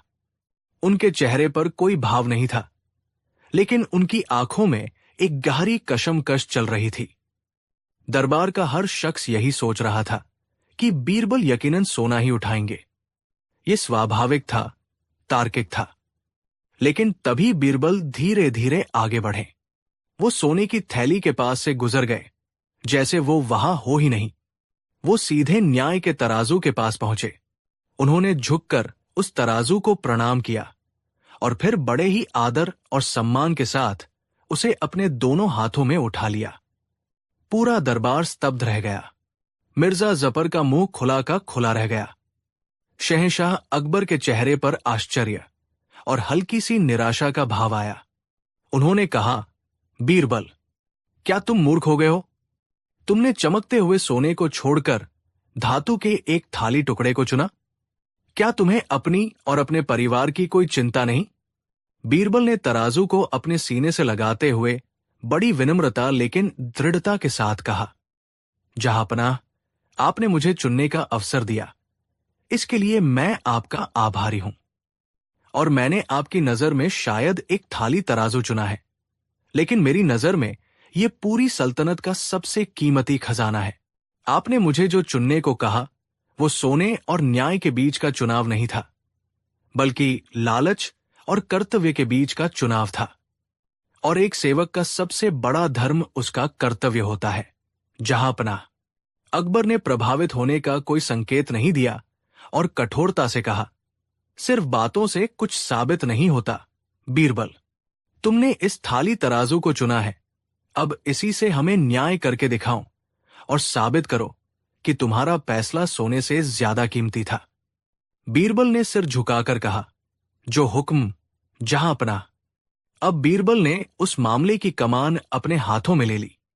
उन्होंने सबसे पहले कांपते हुए रामू से सवाल किया, रामू, तुम सच सच बताओ, क्या तुमने चोरी की है? रामू ने रोते हुए कहा, नहीं हुजूर, मैं अपनी बेटी की कसम खाता हूं, मैंने चोरी नहीं की। बीरबल ने उसकी आंखों में देखा। उसे वहां डर तो दिखा, लेकिन झूठ नहीं। फिर वो सेठ हीरालाल की ओर मुड़े। सेठ जी, आपको पूरा यकीन है कि आपने इसी आदमी को चोरी करते देखा? सेठ ने अकड़कर कहा, हां, बिल्कुल। रात का अंधेरा था, लेकिन मैंने इसकी परछाई और इसके फटे कपड़े पहचान लिए थे। बीरबल ने कुछ सोचते हुए कहा, अच्छा, तो जो बोरी इसने चुराई, क्या उसमें कुछ चासबात थी? कोई निशान? सेठ ने एक पल सोचा और फिर कहा, नहीं, वो तो एक आम सी जूट की बोरी थी जिसमें गेहूं भरा था। बीरबल ने सिर हिलाया और फिर शहंशाह की ओर मुड़कर कहा, जहांपनाह, मुझे इस मामले की जांच के लिए 2 दिन का समय चाहिए। अकबर ने इजाजत दे दी। बीरबल दरबार से सीधे रामू की झुग्गी में पहुंचे। वहां का दृश्य देखकर उनका दिल पसीज गया। एक छोटी सी टूटी फूटी झोपड़ी में रामू की पत्नी और उसकी 5 साल की बेटी भूखे प्यासे बैठे रो रहे थे। बीरबल ने उन्हें अपनी ओर से भोजन भिजवाया और रामू की बेटी से प्यार से बात करने लगे। खेल खेल में बीरबल ने बच्ची से पूछा, बेटी, तुम्हारे बाबा जब लकड़ियां काट कर लाते हैं तो तुम उनके साथ खेलती हो? बच्ची ने मासूमियत से कहा, हां, मैं तो उनके अनाज की बोरियों के पीछे छिप जाती हूं। बीरबल के कान खड़े हो गए। उन्होंने पूछा, अनाज की बोरियां? तुम्हारे घर में तो एक दाना भी नहीं है। बच्ची ने कहा, नहीं, सेठ जी की दुकान के पीछे जो बोरियां रखी रहती है, मैं वहां खेलती हूं। कल जब बाबा वहां से गुजर रहे थे तो मैं अपनी कपड़े की गुड़िया एक बोरी में छिपाकर घर आ गई थी। मेरी गुड़िया उसी बोरी में रह गई। ये सुनते ही बीरबल की आंखों में एक चमक आ गई। उन्हें एक सिरा मिल गया था। अगले दिन बीरबल ने पूरे शहर में एक ढिंढोरा पिटवा दिया। ढिंढोरे में यह ऐलान किया गया कि सेठ हीरालाल की दुकान से जो अनाज की बोरी चोरी हुई है, वो कोई आम बोरी नहीं थी। शहंशाह ने अपनी नई मोहर की परीक्षा करने के लिए उसमें हीरे जड़ी एक शाही मोहर छिपाकर रखी थी। जो कोई भी उस बोरी को या उस शाही मोहर को वापस करेगा, उसे इनाम में 500 सोने की अशर्फियां दी जाएंगी। ये नबर आग की तरह पूरे आगरा में फैल गई। सेठ हीरालाल के कानों तक भी पहुंची। 100 अशर्फियों को 500 में बदलने का लालच उसके मन में घर कर गया। उसने सोचा, ये लकड़हारा तो पकड़ा ही गया है, बोरी का क्या है? मेरे गोदाम में हजारों बोरियां पड़ी है। और शाही मोहर, बाजार से एक अच्छा सा हीरा खरीद कर मैं उसे मोहर बता दूंगा। 500 अशर्फियां तो मिल ही जाएंगी। उसका लालच उसकी अक्ल पर पर्दा डाल चुका था। 2 दिन बाद दरबार फिर से लगा। बीरबल ने रामू और सेठ हीरालाल को फिर से पेश किया। अकबर ने पूछा, क्या हुआ बीरबल, क्या तुम्हारा ठाली तराजू कुछ तौल पाया? बीरबल मुस्कुराए और कहा, हाँ जहांपनाह, इस तराजू ने सच और झूठ दोनों को तौल लिया है। तभी सेठ हीरालाल आगे आया और हाथ जोड़कर कहा, जहांपनाह की जय हो। आपके इस्बाल से वो शाही मोहर मिल गई है। कल रात कोई अनजान आदमी उसे मेरे घर के बाहर फेंक गया था। शायद वो इनाम के लालच में डर गया होगा। ये कहकर उसने मखमल के कपड़े में लिपटा एक बड़ा सा चमकता हुआ पत्थर अकबर के सामने रख दिया। दरबार में वाहवाही होने लगी। सब सेठ की ईमानदारी की तारीफ करने लगे। बीरबल ने पत्थर को हाथ में लिया और सेठ से पूछा, सेठ जी, क्या आपको यकीन है कि बोरी में सिर्फ यही शाही मोहर थी? उसके अलावा और कुछ तो नहीं था? सेठ ने पूरे आत्मविश्वास से कहा, जी हां, बिल्कुल, मैं यकीन से कह सकता हूं, सिर्फ यही था। बीरबल अब रामू की ओर मुड़े और उससे पूछा, रामू, अब तुम बताओ, उस बोरी में क्या था? रामू ने डरते डरते अपनी बेटी की बात बताई और कहा, हुजूर, मेरी बेटी कह रही थी कि उस बोरी में उसने अपनी कपड़े की गुड़िया छिपाई थी। ये सुनते ही सेठ हीरालाल हंसने लगा और कहा, जहांपनाह, ये आदमी झूठ बोल रहा है। शाही मोहर के साथ भला कपड़े की गुड़िया का क्या काम? बीरबल ने जोर से कहा, काम है सेठ हीरालाल, क्योंकि असली कहानी गुड़िया की है, मोहर की नहीं। बीरबल ने अपने सिपाहियों को इशारा किया। सिपाही दौड़कर बाहर गए और अनाज की एक बोरी लेकर आए। बीरबल ने उस बोरी को सबके सामने उल्टा कर दिया। उसमें से गेहूं के साथ साथ कपड़े की बनी एक छोटी सी मैली सी गुड़िया बाहर गिरी। बीरबल ने सेठ हीरालाल को संबोधित करते हुए कहा, सेठ हीरालाल, शाही मोहर का ऐलान तो तुम्हें फंसाने के लिए एक जाल था। असली कहानी यह है कि रामू बेकसूर है। उसने कोई चोरी नहीं की। वो तो बस तुम्हारी दुकान के पास से गुजर रहा था, जहां उसकी बेटी खेल रही थी, और उसने अपनी गुड़िया इस बोरी में छिपा दी थी। तुमने किसी पुरानी दुश्मनी की वजह से उसे चोर साबित करने का ये षड्यंत्र रचा। जब तुमने 500 अशर्फियों का लालच सुना तो तुम एक नकली पत्थर ले आए, ये सोचे बिना कि तुम अपने ही जाल में फंस रहे हो। तुम्हारे गोदाम से ही ये असली बोरी बरामद हुई है, जिसमें ये गुड़िया मौजूद है। सेठ हीरालाल का चेहरा सफेद पड़ गया। उसके पास कहने को कुछ नहीं था। सच शीशे की तरह साफ हो चुका था। अब बीरबल शहंशाह अकबर की ओर मुड़े। उन्होंने न्याय का वह तराजू उठाया और उसे अकबर के सामने रखते हुए कहा, जहांपनाह, अब मैं आपके सवाल का असली जवाब देता हूं। आपने मुझे सोने की अशर्फियों और एक थाली तराजू के बीच चुनने को कहा था। अगर मैं उन 100 अशर्फियों को चुन लेता तो आज एक बेकसूर को सजा हो जाती और एक गुनहगार आजाद घूमता। वो 100 अशर्फिया कुछ दिनों में कर्ज हो जाती, लेकिन अन्याय का वह दांत मेरी रूह पर हमेशा के लिए लग जाता और सल्तनत की नजर में आपका न्याय बदनाम हो जाता। लेकिन मैंने इस थाली तराजू को चुना, जहांपनाह, और देखिए इस थाली तराजू ने मुझे क्या दिया। इसने मुझे एक बेकसूर इंसान की इज्जत और उसकी जान बचाने का सुकून दिया, जो हजारों अशर्फियों से बढ़कर है। इसने मुझे एक पापी और झूठे इंसान को बेनठाब करने का गौरव दिया, जो लाखों अशर्फियों से ज्यादा कीमती है। और सबसे बढ़कर, जहांपनाह, बीरबल ने अपनी आवाज को और बुलंद करते हुए कहा, इस थाली तराजू ने आज पूरी सल्तनत में आपके इंसाफ का परचम लहरा दिया है। इसने हर गरीब और मजलूम के दिल में यह विश्वास भर दिया है कि शहंशाह अकबर के दरबार में दौलत नहीं, सिर्फ और सिर्फ सच तौला जाता है। लोगों का यह विश्वास ही आपकी सल्तनत का असली खजाना है, जो अनगिनत सोने की अशर्फियों से भी कहीं ज्यादा मूल्यवान है। तो बताइए जहांपनाह, मैंने सोना छोड़कर घाटे का सौदा किया या मुनाफे का? शहंशाह अकबर अपनी जगह से उठे। उनकी आंखों में आंसू थे। वे शब्दहीन थे। वे आगे बढ़े और बीरबल को गले लगा लिया। उन्होंने भरी हुई आवाज में कहा, तुम सही थे बीरबल, बिल्कुल सही।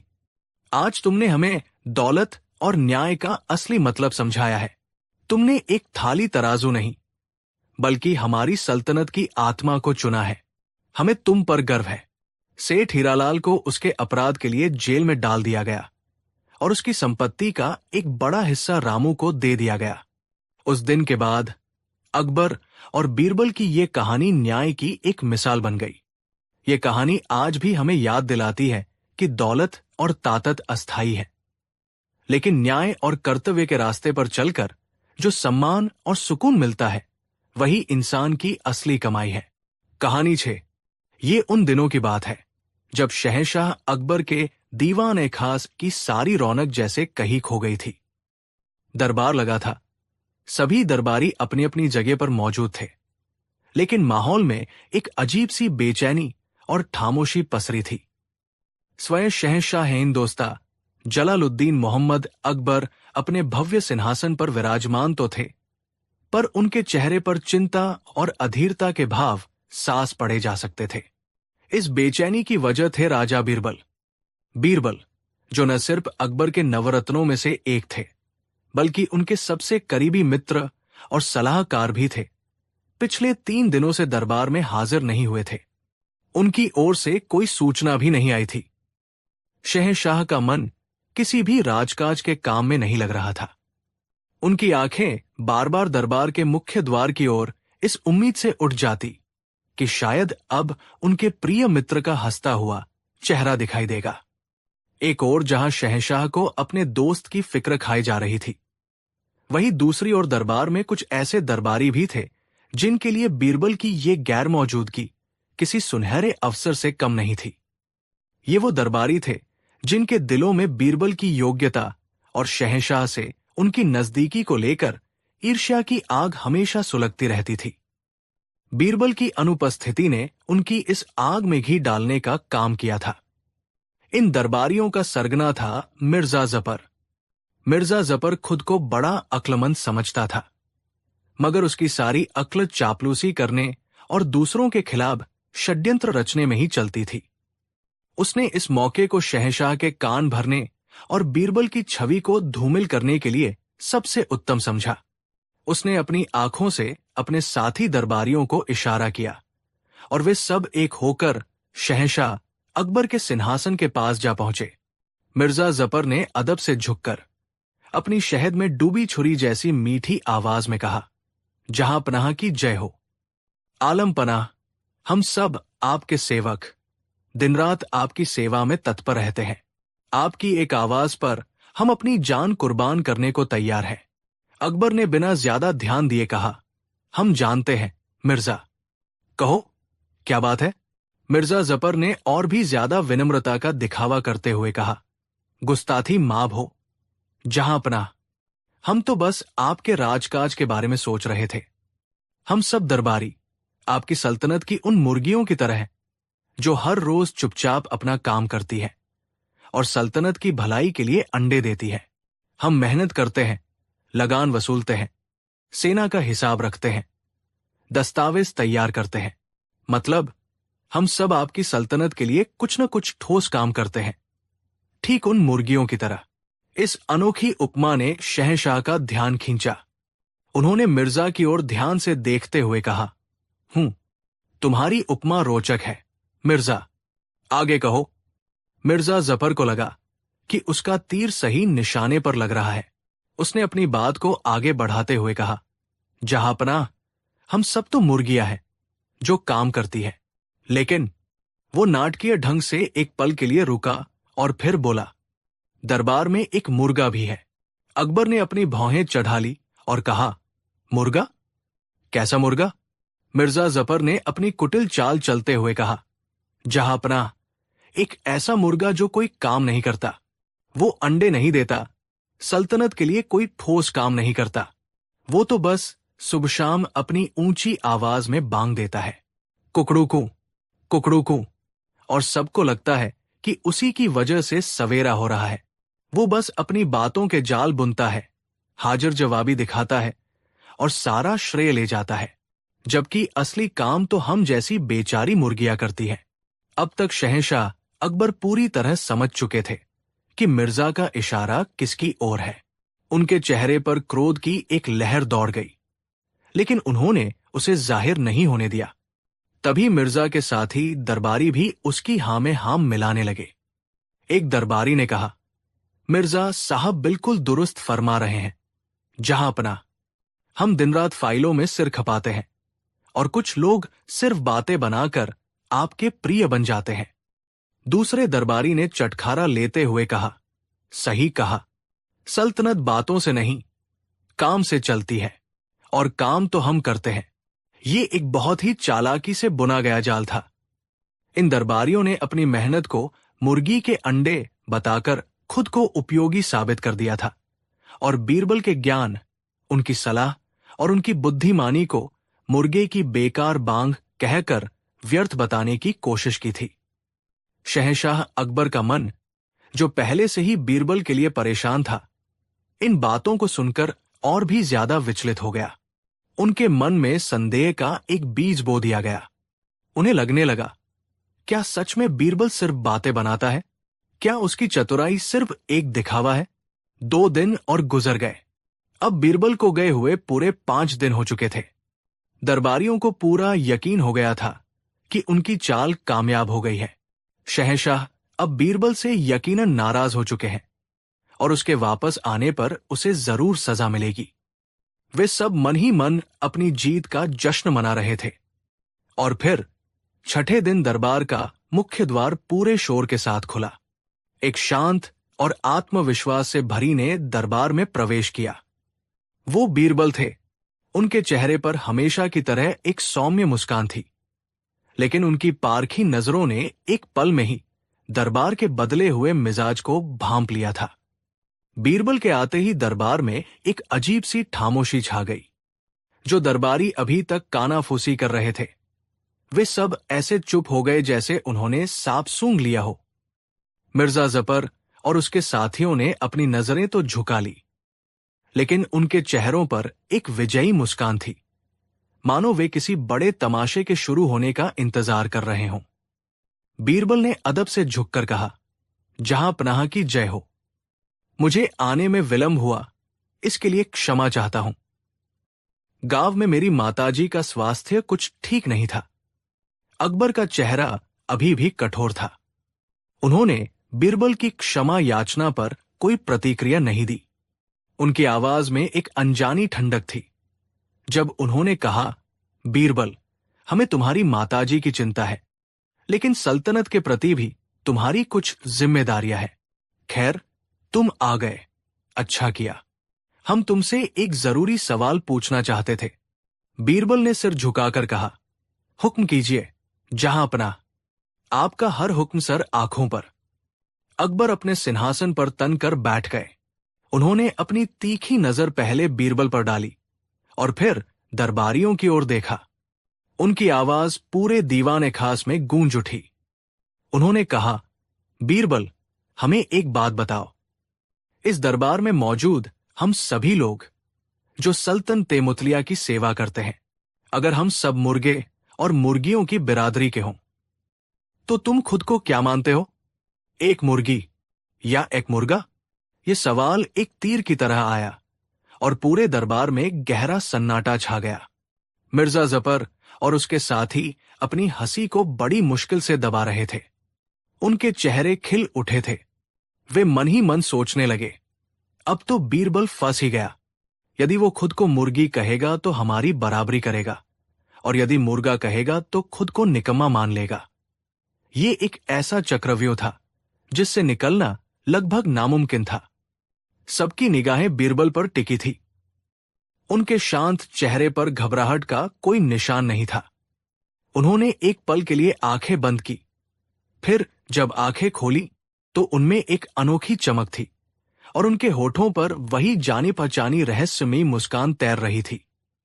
बीरबल ने बिना किसी हिचकिचाहट के अपनी बुलंद और गर्व भरी आवाज में कहा, जहांपनाह, आपके सवाल का जवाब बिल्कुल साफ है। मैं निसंदेह एक मुर्गा हूं। यह सुनते ही मिर्जा जफर और उसके साथी दरबारी अपनी जीत पर लगभग उछल पड़े। उनकी आंखों में विजय की चमक थी। वे एक दूसरे को देखकर मुस्कुराए और सोचने लगे, कह दिया, इसने खुद ही स्वीकार कर लिया कि ये निकम्मा है। अकबर के चेहरे पर घोर निराशा छा गई। उन्हें एक पल को लगा कि आज बीरबल ने हार मान ली है। उनकी आवाज में गहरी मायूसी थी जब उन्होंने कहा, मुर्गा? बीरबल, क्या तुम जानते हो कि तुम क्या कह रहे हो? एक मुर्गा तो कोई काम नहीं करता, वो तो बस। बीरबल ने शहंशाह की बात को बीच में ही बड़ी विनम्रता से काटते हुए कहा, गुस्ताखी माफ, जहांपना, शायद हम मुर्गे के असली महत्व को समझ नहीं पाए हैं।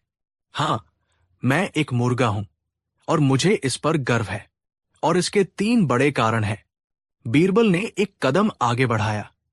अब उनकी आवाज में एक ऐसी शक्ति और आत्मविश्वास था जिसने पूरे दरबार को मंत्रमुग्ध कर दिया था। चापलूस दरबारियों की हंसी उनके चेहरों पर ही जम गई थी। बीरबल ने अपना पहला तर्क प्रस्तुत करते हुए कहा, जहांपना, कारण नंबर 1, ये सच है कि मुर्गियां अंडे देती है, दाना चुगती है और अपने काम में लगी रहती है।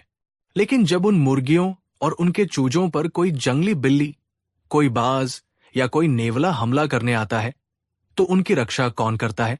वो मुर्गा ही है जो अपनी जान की परवाह किए बिना उस शिकारी से भिड़ जाता है।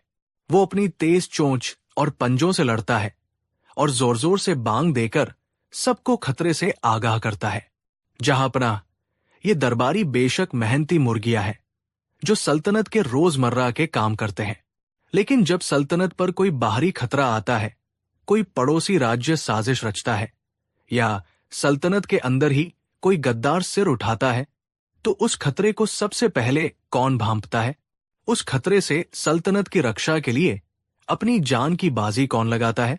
वो मैं हूं। जहांपना, मैं वो मुर्गा हूं जो आपकी सल्तनत को हर शिकारी से बचाता है। मेरा काम अंडे देना नहीं, सल्तनत की हिफाजत करना है। दरबार में पिन ड्रॉप साइलेंस छा गया। अकबर की आंखें आश्चर्य से फैल गई। मिर्जा जफर और उसके साथियों के चेहरे पीले पड़ने लगे थे। बीरबल ने और भी ज्यादा आत्मविश्वास के साथ अपना दूसरा तर्क रखते हुए कहा, जहांपना, कारण नंबर 2, कहा जाता है कि मुर्गा सिर्फ बांग देता है, लेकिन क्या कभी किसी ने सोचा है कि वो बांग कब देता है? वो अंधेरी रात के आखिरी पहर में बांग देता है, जब पूरी दुनिया सो रही होती है। उसकी एक बांग से ही लोगों को पता चलता है कि सुबह होने वाली है, एक नया दिन शुरू होने वाला है। उसकी बांग उम्मीद की निशानी है, अंधेरे पर रोशनी की जीत का ऐलान है। जहांपना, जब सल्तनत किसी मुश्किल में फंस जाती है, जब चारों तरफ निराशा का अंधेरा छा जाता है, जब बड़े बड़े सूरमाओं की अक्ल काम करना बंद कर देती है, तब वो मैं ही हूं जो अपनी बुद्धि और सलाह की बांग देकर उस निराशा के अंधेरे को चीरता हूं और उम्मीद की एक नई सुबह का रास्ता दिखाता हूं। मेरी सलाह ही वो बांग है जो सल्तनत को बताती है कि मुश्किल खत्म हुई और अब एक नई शुरुआत का समय है। अब अकबर अपने सिंहासन से लगभग उठ खड़े हुए थे। उनके चेहरे से निराशा पूरी तरह गायब हो चुकी थी और उसकी जगह अब प्रशंसा और गर्व के भावों ने ले ली थी। चापलूस दरबारियों के सिर शर्म से झुक चुके थे। बीरबल अब सीधे उन दरबारियों की ओर मुड़े और अपना तीसरा और आखिरी तर्क देते हुए कहा, और जहांपना, कारण नंबर 3, एक दड़बे में से मुर्गियां हो सकती है, लेकिन उन सबका नेतृत्व, उन सबका वजूद एक ही मुर्गे से होता है। अगर मुर्गा न हो तो मुर्गियों का झुंड बिखर जाता है, उनमें कोई अनुशासन नहीं रहता। वो मुर्गा ही है जो पूरे झुंड को एक साथ रखता है, उन्हें दिशा दिखाता है। जहांपना, ये दरबारी मुर्गियों की तरह बेशक काबिल है, लेकिन जब तक इन्हें सही दिशा दिखाने वाला, इनमें तालमेल बिठाने वाला और इनसे सर्वश्रेष्ठ काम करवाने वाला कोई नेतृत्व न हो, तब तक इनकी काबिलियत भी अधूरी है। मैं वो मुर्गा हूं जो इन सभी काबिल मुर्गियों को एक साथ लेकर चलता हूं, ताकि सल्तनत का दड़बा हमेशा आबाद और अनुशासित रहे। एक अकेला मुर्गा 100 मुर्गियों पर भारी होता है। जहांपना। अपनी बात खत्म करके बीरबल चुप हो गए और विनम्रता से सिर झुका लिया। एक पल के लिए दीवाने खास में जैसे समय ही रुक गया। बीरबल के अकाट्य तर्कों ने मिर्जा जफर और उसके साथियों के षड्यंत्र के परखच्चे उड़ा दिए थे। उन्होंने जिस मुर्गा शब्द का इस्तेमाल बीरबल को अपमानित करने के लिए किया था, बीरबल ने उसी शब्द को अपनी बहादुरी, बुद्धिमानी और नेतृत्व का प्रतीक बना दिया था। अचानक शहंशाह अकबर का जोरदार ठहाका पूरे दरबार में गूंज उठा। वो हंसते हंसते अपने सिंहासन से नीचे उतर आए और सीधा बीरबल के पास पहुंचे। अकबर ने बीरबल के कंधे पर हाथ रखकर कहा, वाह बीरबल, मान गए, हम तो इन चापलूसों की बातों में आकर तुमसे नाराज हो बैठे थे, लेकिन तुमने तो आज हमारी आंखें ही खोल दी। तुमने साबित कर दिया कि सल्तनत को काम करने वाली मुर्गियों से ज्यादा एक जागरूक, बहादुर और बुद्धिमान मुर्गे की जरूरत है। हमें तुम पर गर्व है। फिर अकबर गुस्से में मिर्जा जफर और दूसरे दरबारियों की ओर मुड़े। उनके चेहरे शर्म से लाल हो रहे थे और वे जमीन में गड़े जा रहे थे। अकबर ने कड़क आवाज में कहा, और तुम सब, तुम खुद को सल्तनत की मुर्गियां कहते हो? याद रखो, मुर्गियां सिर्फ दाना चुगना जानती है। उनकी नजर हमेशा जमीन पर रहती है। वो आसमान में मंडराते खतरे को नहीं देख सकती। तुम लोगों ने अपनी छोटी सोच का परिचय दिया है। बीरबल की योग्यता से जलने की बजाय उससे कुछ सीखने की कोशिश करो। आज तुम सब बीरबल की वजह से शर्मिंदा हुए हो और यही तुम्हारी सजा है। उस दिन के बाद उन दरबारियों की फिर कभी हिम्मत नहीं हुई कि वे बीरबल के खिलाफ कोई साजिश रचें। बीरबल ने एक बार फिर साबित कर दिया था कि शब्द वही होते हैं, बस उनके मायने देखने वाले के नजरिए पर निर्भर करते हैं। उन्होंने अपमान को सम्मान में बदल दिया और अपनी बुद्धि का लोहा पूरे दरबार से मनवा लिया। ये कहानी हमें सिखाती है कि किसी का मूल्य उसके रोजमर्रा के छोटे मोटे कामों से नहीं, बल्कि उसकी सोच, उसकी दूरदर्शिता और मुश्किल समय में उसकी उपयोगिता से तय होता है। कहानी 7। ये उस समय की बात है जब मुतलिया सल्तनत का सूरज अपने चरम पर था, लेकिन आगरा के किले में उस रात घना अंधेरा छाया हुआ था। ये अंधेरा सिर्फ रात का नहीं था, बल्कि चिंता, भय और अपमान का अंधेरा था। सल्तनत के सबसे सुरक्षित माने जाने वाले शाही खजाने में इतिहास की सबसे बड़ी और दुस्साहसी चोरी हो गई थी। और चोरी भी किसी आम सोने चांदी की नहीं, बल्कि शहंशाह जलालुद्दीन मोहम्मद अकबर के उस बेशकीमती हीरे के हार की हुई थी, जिसे पारस की महारानी ने दोस्ती के प्रतीक के रूप में भेंट किया था। उस हार का नाम था नूर-ए-जहां, यानी दुनिया की रोशनी। अगली सुबह जब दीवान-ए-खास लगा तो वहां का माहौल किसी मातम से कम नहीं था। शहंशाह अकबर अपने सिंहासन पर एक पत्थर की मूरत की तरह बैठे थे। उनकी आंखों में क्रोध की ऐसी ज्वाला धधक रही थी कि बड़े बड़े सूरमा भी नजरें उठाने की हिम्मत नहीं कर पा रहे थे। शहर के कोतवाल इनायत खान हाथ बांधे, सिर झुकाए, कांपते हुए खड़े थे। अकबर की गरजती हुई आवाज पूरे दरबार में गूंजी। उन्होंने कहा, कोतवाल, हमारी सल्तनत की नाक कट गई। जिस खजाने की सुरक्षा के लिए 100 से ज्यादा सबसे काबिल पहरेदार तैनात हों, जहां परिंदा भी पर नहीं मार सकता, वहां से नूर-ए-जहां जैसा हार चोरी हो गया। ये कैसे हुआ?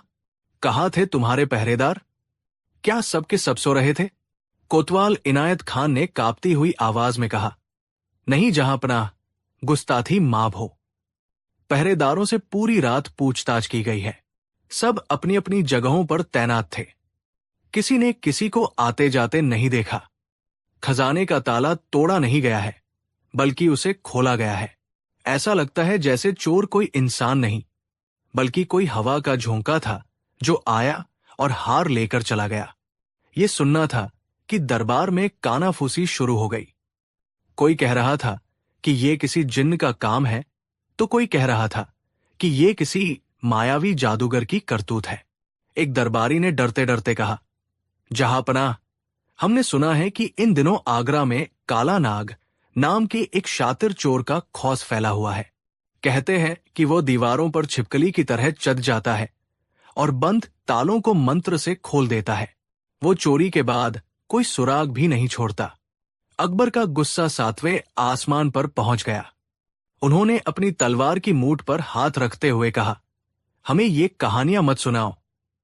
चाहे वो जिन्न हो या काला नाग, उसे पाताल से भी ढूंढ कर लाओ। अगर 3 दिन के अंदर नूर-ए-जहां वापस नहीं आया तो कोतवाल समेत खजाने के सभी 100 पहरेदारों के सिर कलम कर दिए जाएंगे। ये ऐलान सुनते ही पूरे दरबार में मौत का सन्नाटा पसर गया। 100 बेतसूर जाने दाव पर लगी थी। कोतवाल इनायत खान की आंखों के आगे अंधेरा छा गया। उसने मदद के लिए अपनी बेबस नजरें दरबार के एक कोने में शांत खड़े राजा बीरबल की ओर उठाईं। बीरबल, जो अब तक खामोशी से सब कुछ देख और सुन रहे थे, धीरे धीरे आगे बढ़े। उन्होंने शहंशाह को अदब से सलाम किया। बीरबल ने बड़ी शांत और सधी हुई आवाज में कहा, जहांपनाह, अगर आप हुक्म दें तो क्या मैं इस मामले की जांच कर सकता हूं? अकबर, जो इस समय गुस्से और निराशा में डूबे थे, उन्होंने थकी हुई आवाज में कहा, बीरबल, हमें अब किसी पर भरोसा नहीं रहा, लेकिन अगर तुम कुछ कर सकते हो तो करो। पर याद रहे, तुम्हारे पास भी सिर्फ 3 दिन है। बीरबल ने सिर झुकाकर कहा, जो हुक्म अन्नदाता। बीरबल सबसे पहले शाही खजाने में पहुंचे। उन्होंने हर चीज का बारीकी से मुआयना किया। ताला वाकई खोला गया था, तोड़ा नहीं गया था। कोई भी खिड़की या रोशनदान टूटा नहीं था। जमीन पर पैरों के कोई निशान नहीं थे। चोर सचमुच बहुत शातिर था। बीरबल ने उन सभी 100 पहरेदारों को एक साथ बुलाया, जिनकी जान दांव पर लगी थी। उनके चेहरे डर से सफेद पड़ चुके थे। बीरबल ने उनसे नरमी से कहा, तुम सब डरो मत, मैं यहां तुम्हारी मदद करने आया हूं। बस मुझे सच सच बताओ, कल रात तुमने अपनी अपनी जगहों पर कोई भी अजीब बात महसूस की? कोई आवाज, कोई परछाई, कुछ भी? सभी पहरेदारों ने न में सिर हिला दिया। वे इतने डरे हुए थे कि उनकी जबान ही नहीं खुल रही थी। तभी एक बूढ़ा पहरेदार, जिसका नाम दीनू था, हिम्मत करके आगे आया। उसने कांपते हुए कहा, हुजूर, मैंने किसी को देखा तो नहीं, पर रात के तीसरे पहर में जब मैं खजाने के पिछले हिस्से में गश्त कर रहा था, तो मुझे चमेली के इत्र की एक बहुत तेज खुशबू आई थी। बस एक पल के लिए, जैसे हवा का कोई झोंका अपने साथ ले आया हो।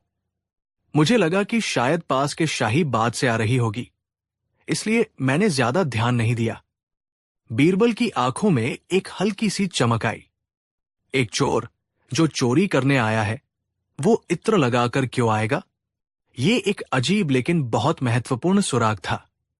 दरबार लौटकर बीरबल सीधे शहंशाह अकबर के पास पहुंचे। बीरबल ने कहा, जहांपनाह, चोर को पकड़ने के लिए मेरे पास एक योजना है, लेकिन उसके लिए मुझे आपकी मदद चाहिए होगी। अकबर ने उत्सुकता से कहा, कैसी योजना? बीरबल ने मुस्कुराते हुए कहा, जहांपनाह, हमें चोर को ये यकीन दिलाना होगा कि हम उसे इंसानी तरीकों से नहीं, बल्कि किसी जादुई शक्ति से पकड़ने वाले हैं। अगले दिन बीरबल के हुक्म पर पूरे आगरा शहर में ढिंढोरा पिटवा दिया गया। ढिंढोरची जोर जोर से ऐलान कर रहे थे, सुनो, सुनो, सुनो। शहंशाह अकबर के हुक्म से ऐलान किया जाता है कि शाही खजाने के चोर का पता लगाने के लिए कल शाम दरबार में एक जादुई घड़े का इस्तेमाल किया जाएगा। यह घड़ा तिब्बत के एक महान सिद्ध लामा ने शहंशाह को भेंट किया है। इस घड़े में यह शक्ति है कि जैसे ही असली चोर इसे छुएगा, ये जोर जोर से चोर चोर चिल्लाने लगेगा। कल शाम को सभी 100 पहरेदारों को बारी बारी से इस घड़े को छूना होगा और चोर पकड़ा जाएगा। ये मबर पूरे शहर में आग की तरह फैल गई। लोग तरह तरह की बातें करने लगे। किसी को यकीन नहीं हो रहा था, तो कोई इस जादुई घड़े को देखने के लिए उत्सुक था। ये मबर असली चोर काला नाग तक भी पहुंची। उसका असली नाम हीराचंद था और वो पेशे से एक सुनार था जो रात में चोरी करता था। वो खुद को बहुत ज्यादा होशियार और चालाक समझता था। जब उसने ये ऐलान सुना तो वो जोर जोर से हंसने लगा। हीराचंद ने मन ही मन सोचा, ये बीरबल और शहंशाह भी कितने मूर्ख हैं। भला कोई घड़ा भी बोल सकता है, ये जरूर कोई चाल है। बीरबल ने जरूर घड़े पर कुछ लेप लगाया होगा ताकि जो भी उसे छुए उसके हाथ पर निशान बन जाए। लेकिन मैं इन मूर्खों से ज्यादा होशियार हूं। मैं उस घड़े को छूंगा ही नहीं। जब मेरे हाथ पर कोई निशान ही नहीं होगा तो कोई मुझे कैसे पकड़ पाएगा? मैं तो साज बच जाऊंगा और ये लोग अपना सिर पीटते रह जाएंगे। हा हा हा। उसकी यही सोच उसकी सबसे बड़ी मूर्खता थी। वो अपनी चालाकी के घमंड में अंधा हो चुका था। अगली शाम दीवान खास में एक बड़ा सा काला तंबू लगाया गया। माहौल को और भी रहस्यमय बनाने के लिए तंबू के अंदर पूरी तरह अंधेरा कर दिया गया था। बीचों बीच एक चौकी पर एक बड़ा सा मटमैले रंग का घड़ा रखा हुआ था। बीरबल ने सभी 100 पहरेदारों को इकट्ठा किया। उनके चेहरे पर हवाइयां उड़ रही थी। बीरबल ने बुलंद आवाज में कहा, आप सब बारी बारी से इस तंबू के अंदर जाएंगे। अंदर अंधेरा है, आपको कुछ दिखाई नहीं देगा। आपको बस सीधे जाकर इस जादुई घड़े को अपने दोनों हाथों से छूना है और बाहर आ जाना है। याद रहे, अगर आप बेकसूर हैं तो आपको डरने की कोई जरूरत नहीं है। घड़ा सिर्फ असली चोर को छूने पर ही आवाज करेगा। एक एक करके पहरेदार कांपते हुए तंबू के अंदर जाने लगे।